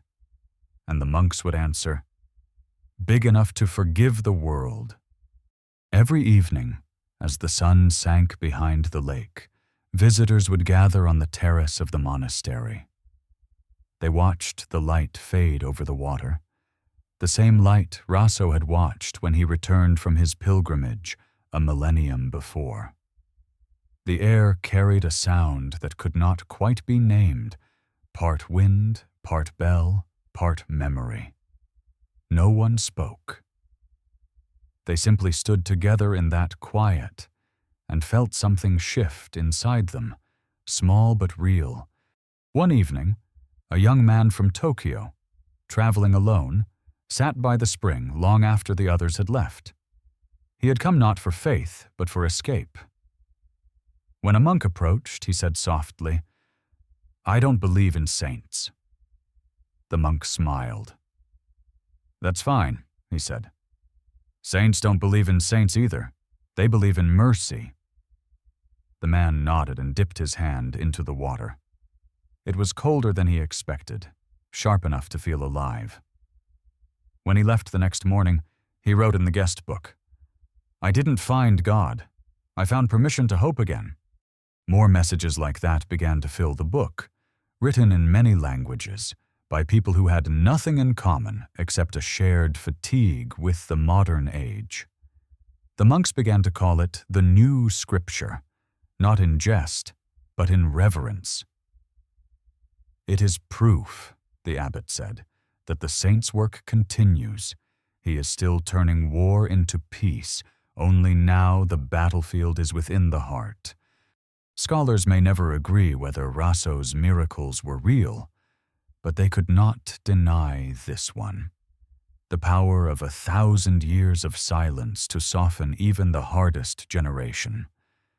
They saw it in the way strangers spoke more gently after visiting, the way the restless breathed slower as they left, the way people who had forgotten prayer still folded their hands without thinking. And sometimes, on nights when fog covered the lake and the monastery bells fell quiet, a few pilgrims claimed they heard a single footstep echo along the stone path, slow even, and impossibly heavy, as if the giant still walked there. None were afraid. Some said it was the sound of history remembering itself. Others called it the rhythm of mercy still moving through time. And through all these encounters, the question that had never truly faded returned once more, not as fear, but as wonder. In an age that worships knowledge, can we still bow to wisdom, the kind that comes not from conquest, but from surrender?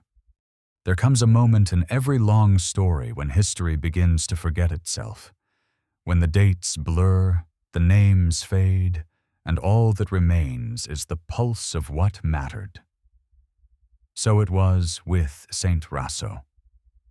Centuries had carved his tale into stone and scripture, but in the hearts of those who still came to Andechs, he was not a relic. He was a presence, something felt rather than remembered, like warmth lingering long after a candle goes out. By now, the world had wrapped itself in glass and light. Satellites circled the earth like patient sentinels. Cities gleamed through the night as if day had conquered time itself.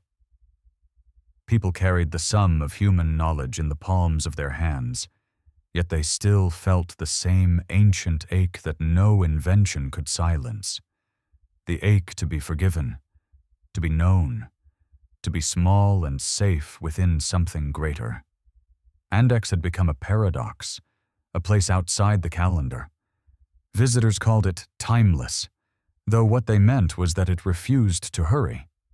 The monks no longer spoke much about saints.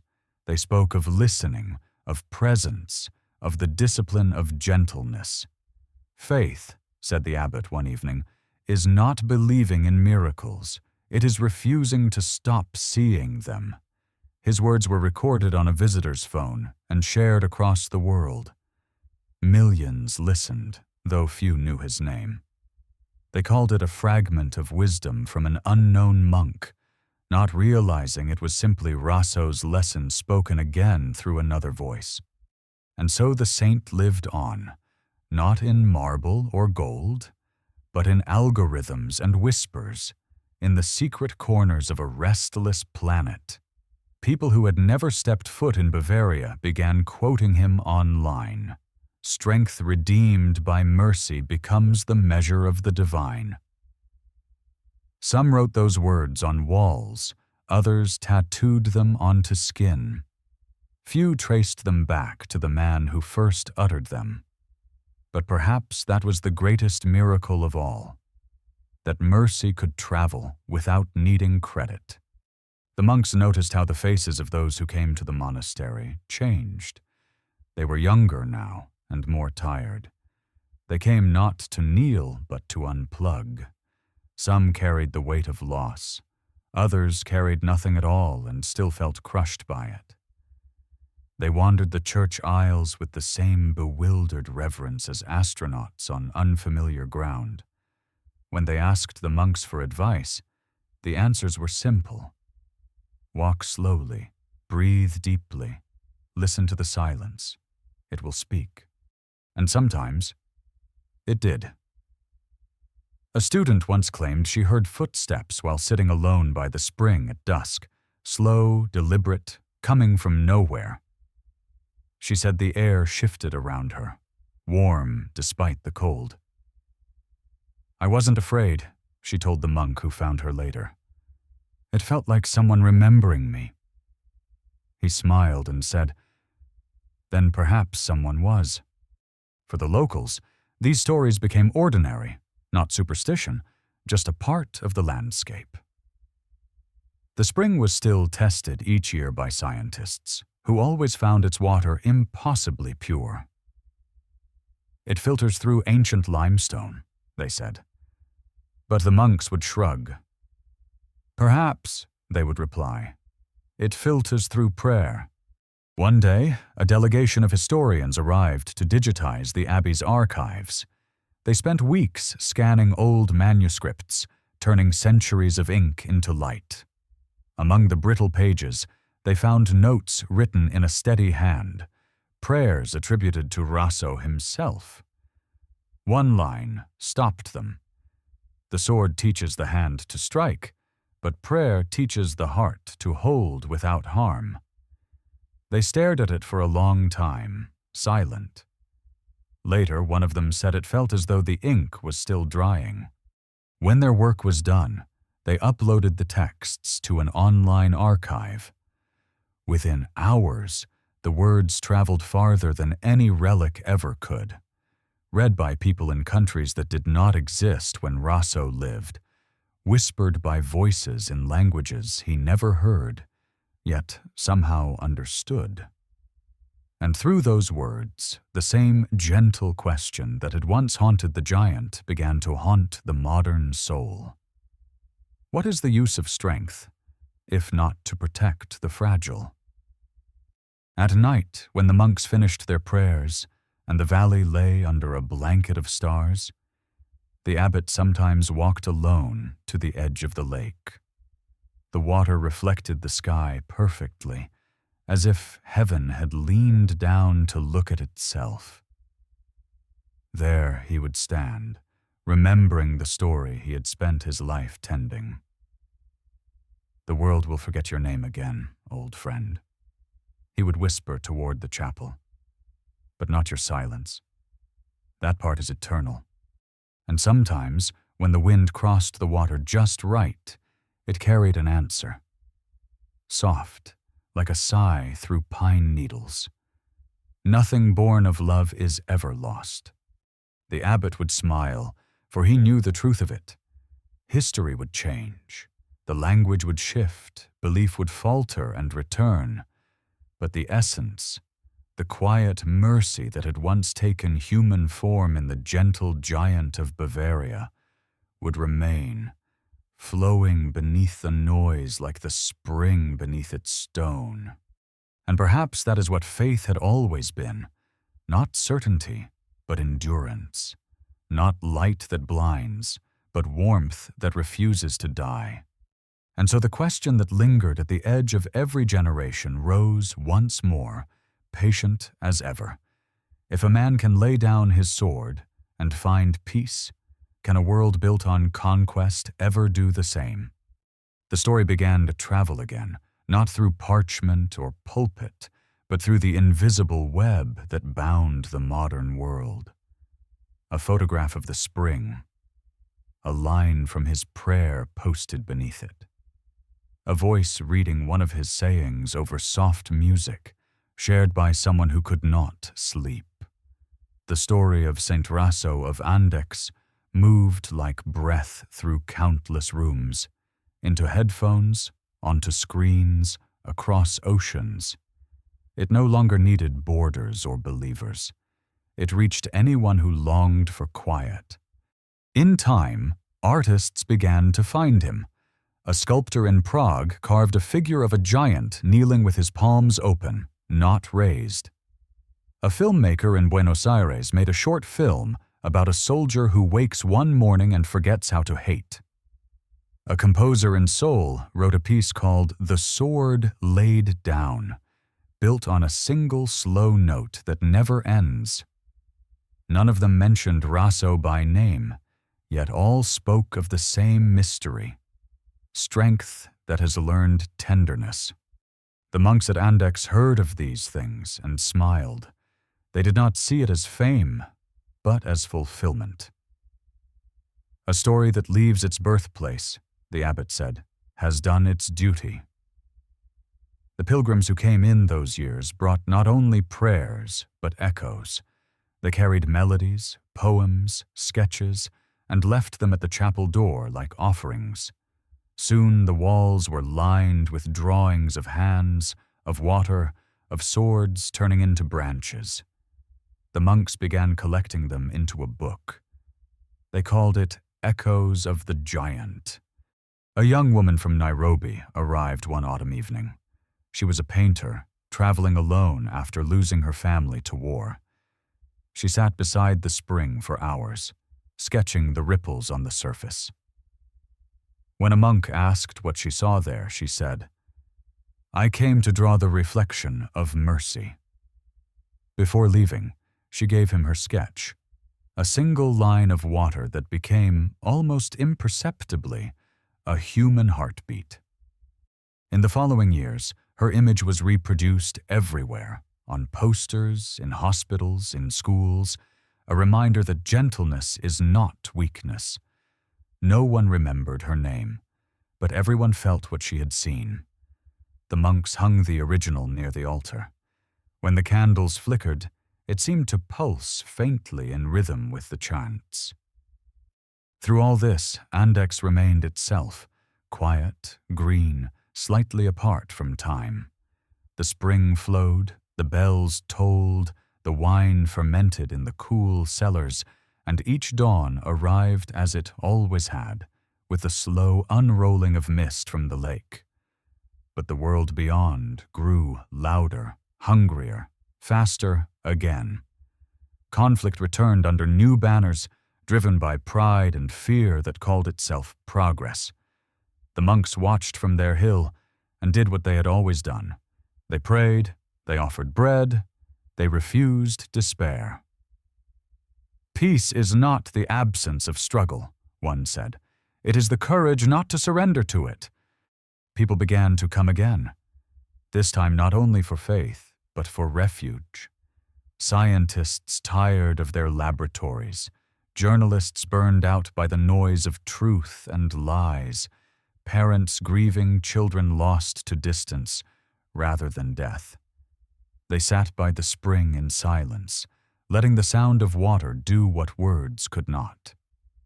Many said the same thing afterward, that for the first time in years they had felt forgiven without having to explain why.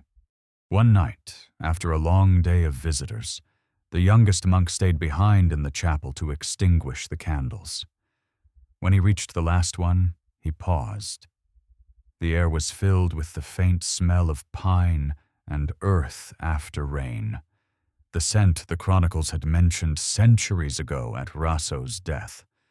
He whispered into the dark, "Are you still here?" The silence that followed was not empty.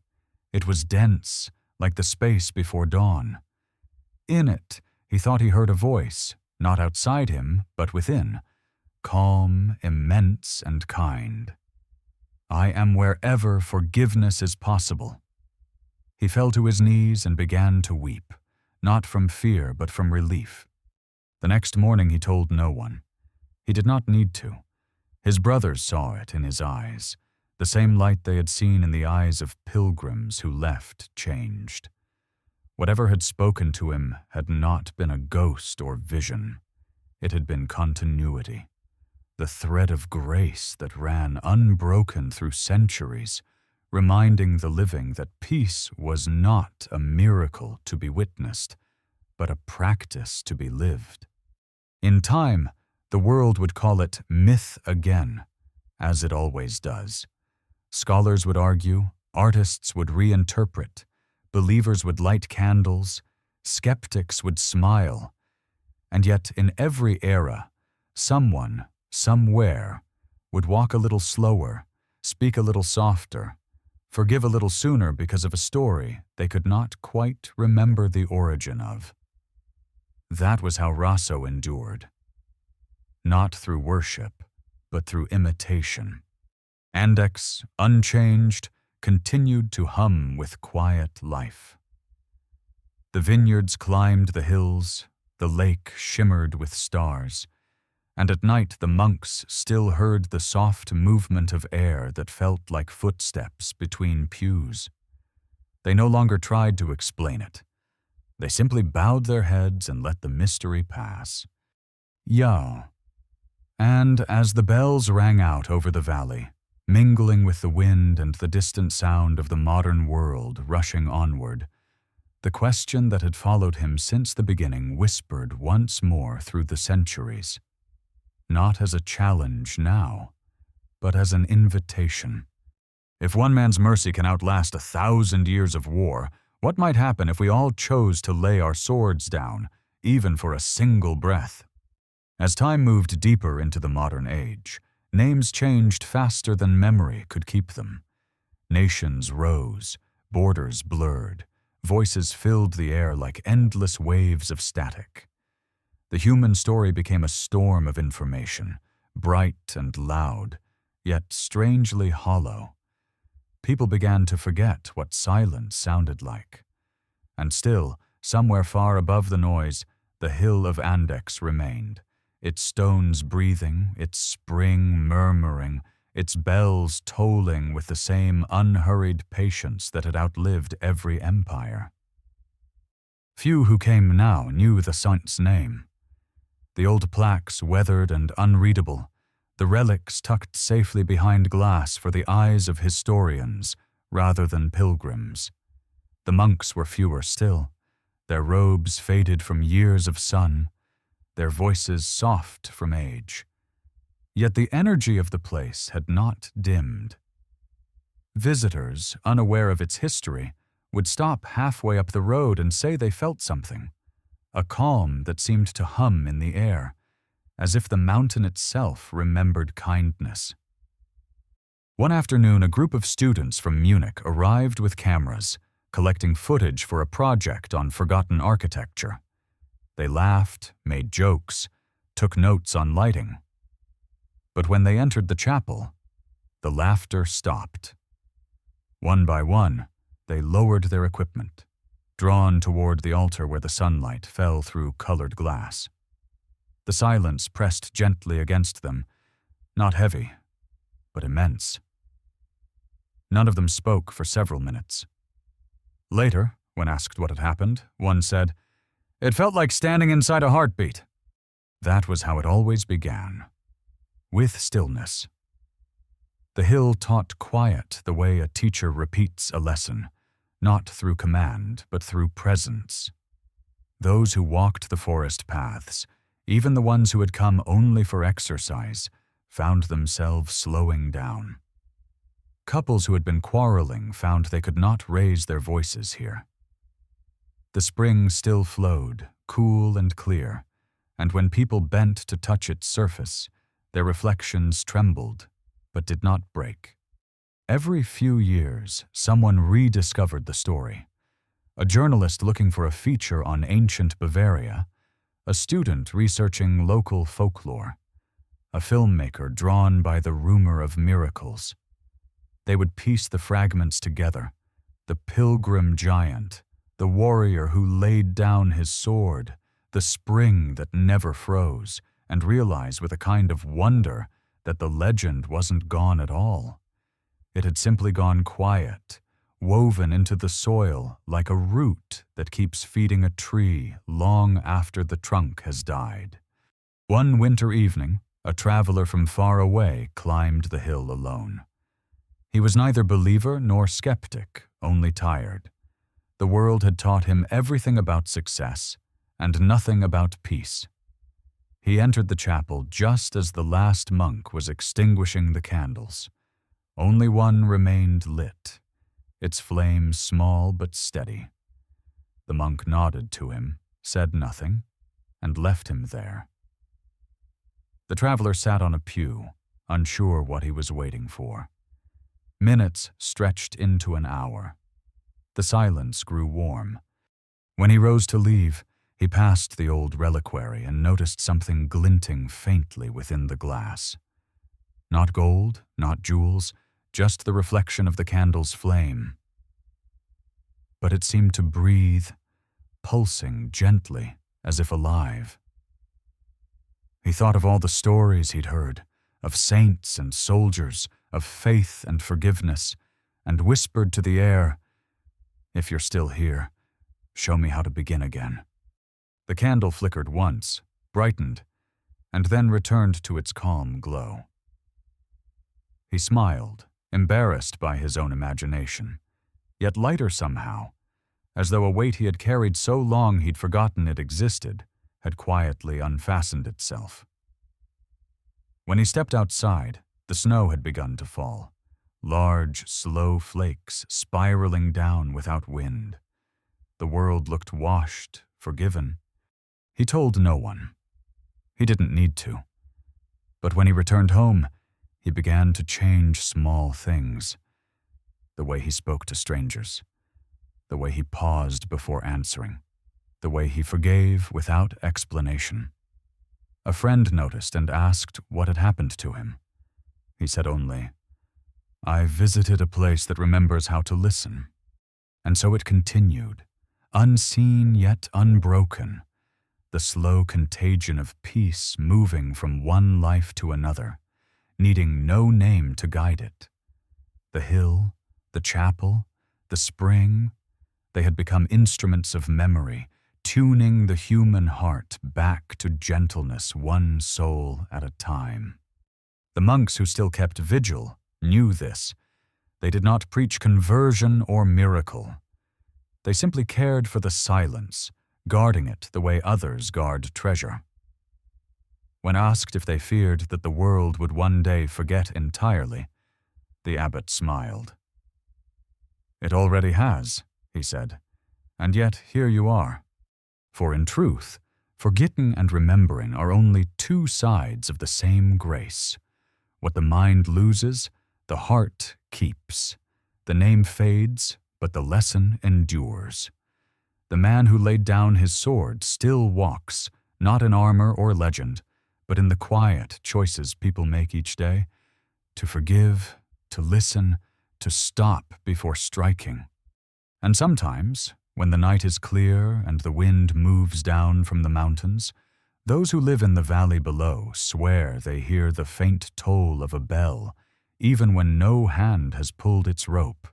They say it sounds like a question drifting through the centuries, patient, tender, unending. If peace can outlive its keeper, perhaps it was never his to guard, but ours to remember. The world carried on, restless as ever. Plains crossed oceans, cities rose higher, voices multiplied through invisible networks of light. People filled their days with movement, their nights with noise, and their hearts with the dull ache of wanting something they could no longer name. They told themselves that faith was gone, that saints belonged to the past, that miracles were stories invented by the frightened. But even disbelief has its silences, and in those silences the spirit of the gentle Giant of Bavaria still moved, unbound by church or creed. It no longer wore a name. It appeared instead in small gestures, those unnoticed acts that ripple through ordinary lives. A stranger paying for another's meal and asking for no thanks. A soldier choosing mercy when anger was easier. A nurse who stayed long past her shift to hold the hand of the dying. None of them would have called it sanctity. Yet each of them, unknowingly, was answering a question whispered 1,000 years before. What if strength was given not to conquer, but to comfort?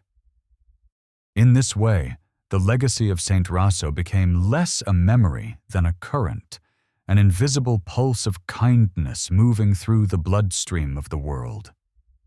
The monks at Andechs often said that holiness does not disappear. It migrates.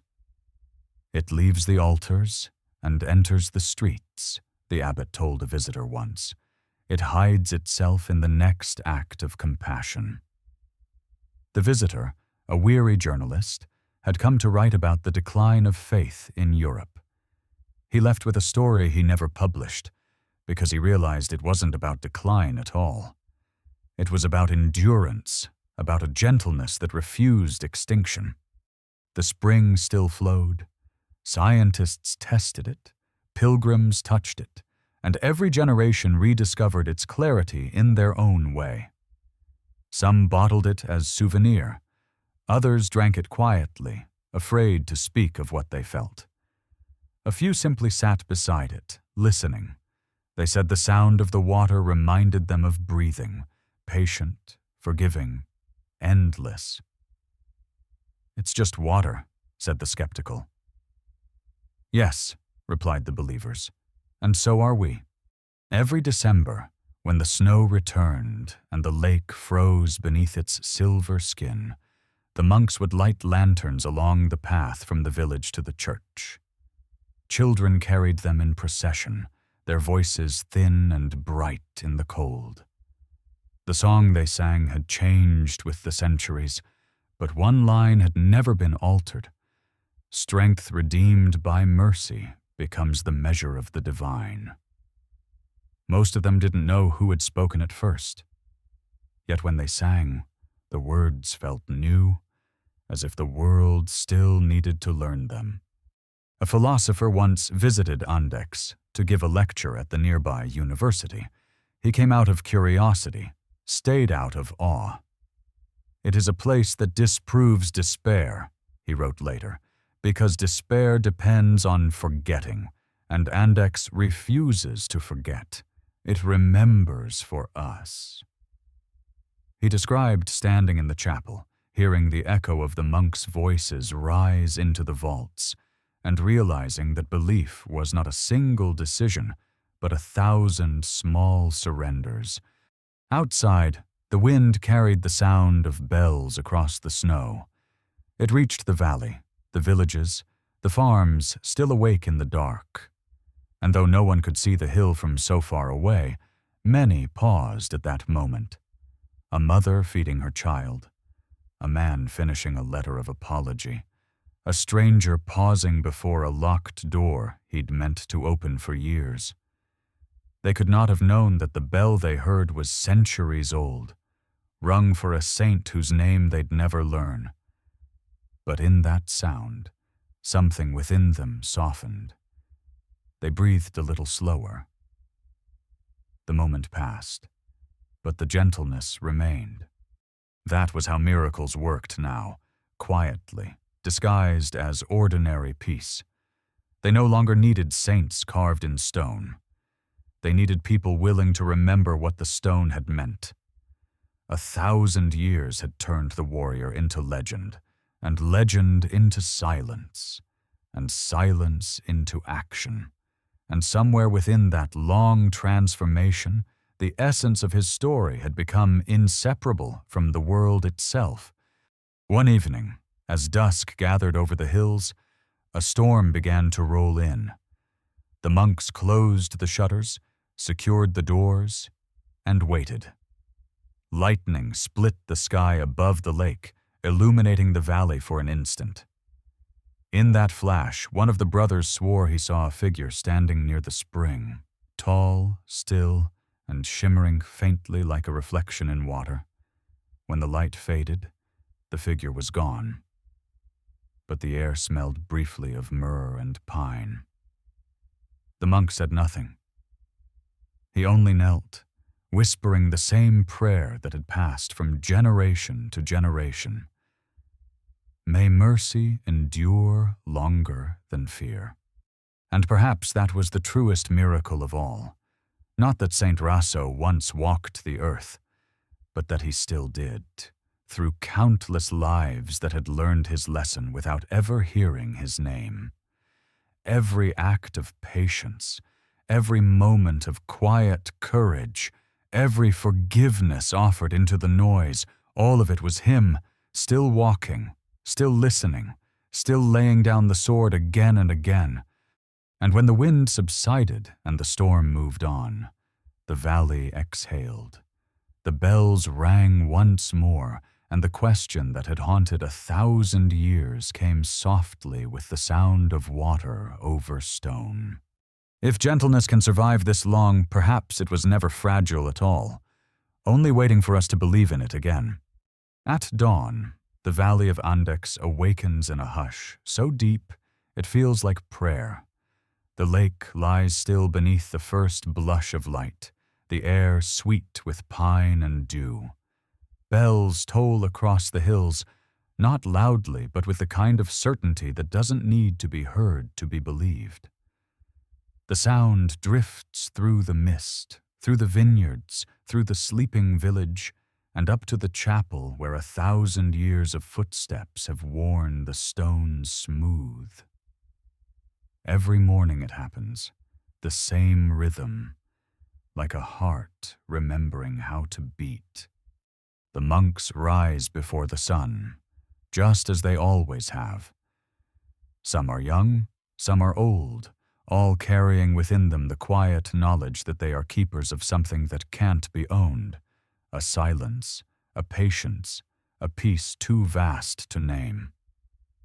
They move through the church lighting candles, each flame mirrored in the relic case that still glows softly beneath its glass. The bones inside have long ceased to matter. What remains is the light that touches them, the warmth that still answers to the name mercy. Outside, pilgrims begin to climb the path. Some know the story of the saint who once walked these hills. Others have only heard rumors of a spring that never runs dry. They come with cameras, with prayers, with nothing at all. And yet when they reach the top, they all slow down, their voices fall to whispers, their eyes soften. It is as if the air itself teaches reverence, not through doctrine, but through remembrance. The world below may have forgotten Saint Rasso's name, but his gentleness has outlived every syllable. It moves through people the way water moves through stone, unseen, but shaping everything it touches. One of the monks, a man too old to climb anymore, sits by the window overlooking the lake. He watches the light shift across the water, the color of forgiveness. A child runs past outside, laughing, and he smiles. He is still here, he murmurs to no one in particular. And in a way, he's right. The saint never left. His presence has become the quiet gravity of the place, the pull that slows the hurried heart, the hush that teaches the restless mind to rest. Sometimes at night, when the bells finish their last toll and the wind moves gently through the trees, the brothers hear a sound that does not belong to wind at all. A step, slow and heavy, crossing the courtyard. They do not look for its source. They have no need. They simply whisper, "Peace be with you," and let the echo fade into the dark. Perhaps it is only memory. Perhaps it is the earth keeping its promise to remember him. Or perhaps it is the gentle giant himself, still keeping vigil over the valley he once saved. Not with steel, but with silence. The world beyond continues to race and roar, forgetting and relearning its own heart. But Andechs remains a pause in its rhythm, a breath held between 2 centuries. The spring still flows, carrying with it the reflection of the sky. Blue, vast, unending. Those who drink from it say the water tastes like light. They go back down the hill changed in ways they can't explain. Maybe a little quieter, maybe a little braver, maybe more willing to forgive. And so the story lives, not in chronicles or miracles, but in the simple persistence of kindness. A warrior's strength turned into a prayer that never ends. The relics may crumble, the church may one day fall, the language itself may change, but the spirit that began with one man's surrender will remain, woven into the hum of the world. Because holiness, at its truest, is not about rising above life, but sinking deeply into it, about standing in the storm and choosing not to strike. Rasso understood that. His journey was never about leaving war behind. It was about carrying peace into its place. He showed that redemption is not an event, but a direction. A turning of the soul toward gentleness, again and again, until it becomes the only way one can walk. When evening comes, the sky above Andechs glows amber and violet. The lake mirrors it, and the monastery bells sound once more, soft, certain, infinite. Pilgrims on the road stop to listen. Birds fall silent. Even the wind seems to pause. For a heartbeat, the world holds still, and if you listen closely enough, you can almost hear a voice, deep, patient, and kind, whispering through the dusk. Be strong enough to be kind. Be brave enough to forgive. The war is long, but mercy endures. The sound fades into the night, but the peace remains, steady, luminous, alive in the hearts of those who walk down the hill carrying more silence than they brought up. And somewhere, beyond the veil of time, the gentle Giant of Bavaria keeps walking, not through battlefields or cathedrals, but through every act of compassion still brave enough to exist in a weary world. He is no longer legend or saint or soldier. He is the quiet within us that refuses to die. And if you ever stand in that silence long enough to feel it breathe, you will understand what he finally did. That heaven was never somewhere else. It was always here, waiting for the moment when we, too, would learn to lay our swords down. Thank you for walking this long road through the centuries, for listening, breathing, and letting the silence speak. If you have felt something in these hours, a calm, a question, a spark of gentleness you didn't expect, then the story of the Giant of Bavaria has done what it was always meant to do. It was never just about the past. It was about us, about every heart still learning how to put its weapons down, every soul still daring to forgive. Each time you choose kindness in a world that has forgotten how, you carry his light forward. Each time you listen instead of striking, he walks beside you again. If this story touched you, help it travel farther. Share it with someone who needs quiet tonight. Leave your thoughts below, your reflections, your questions, your own stories of gentleness remembered. And if you wish to keep walking with us through the ancient and the unseen, subscribe to Cryptic Realm, where faith, mystery, and mercy meet in the hush between dusk and dawn. Until our next journey unfolds beneath the same stars, may your nights be peaceful, your spirit steady, and your heart, like Saint Rasso's, strong enough to be kind.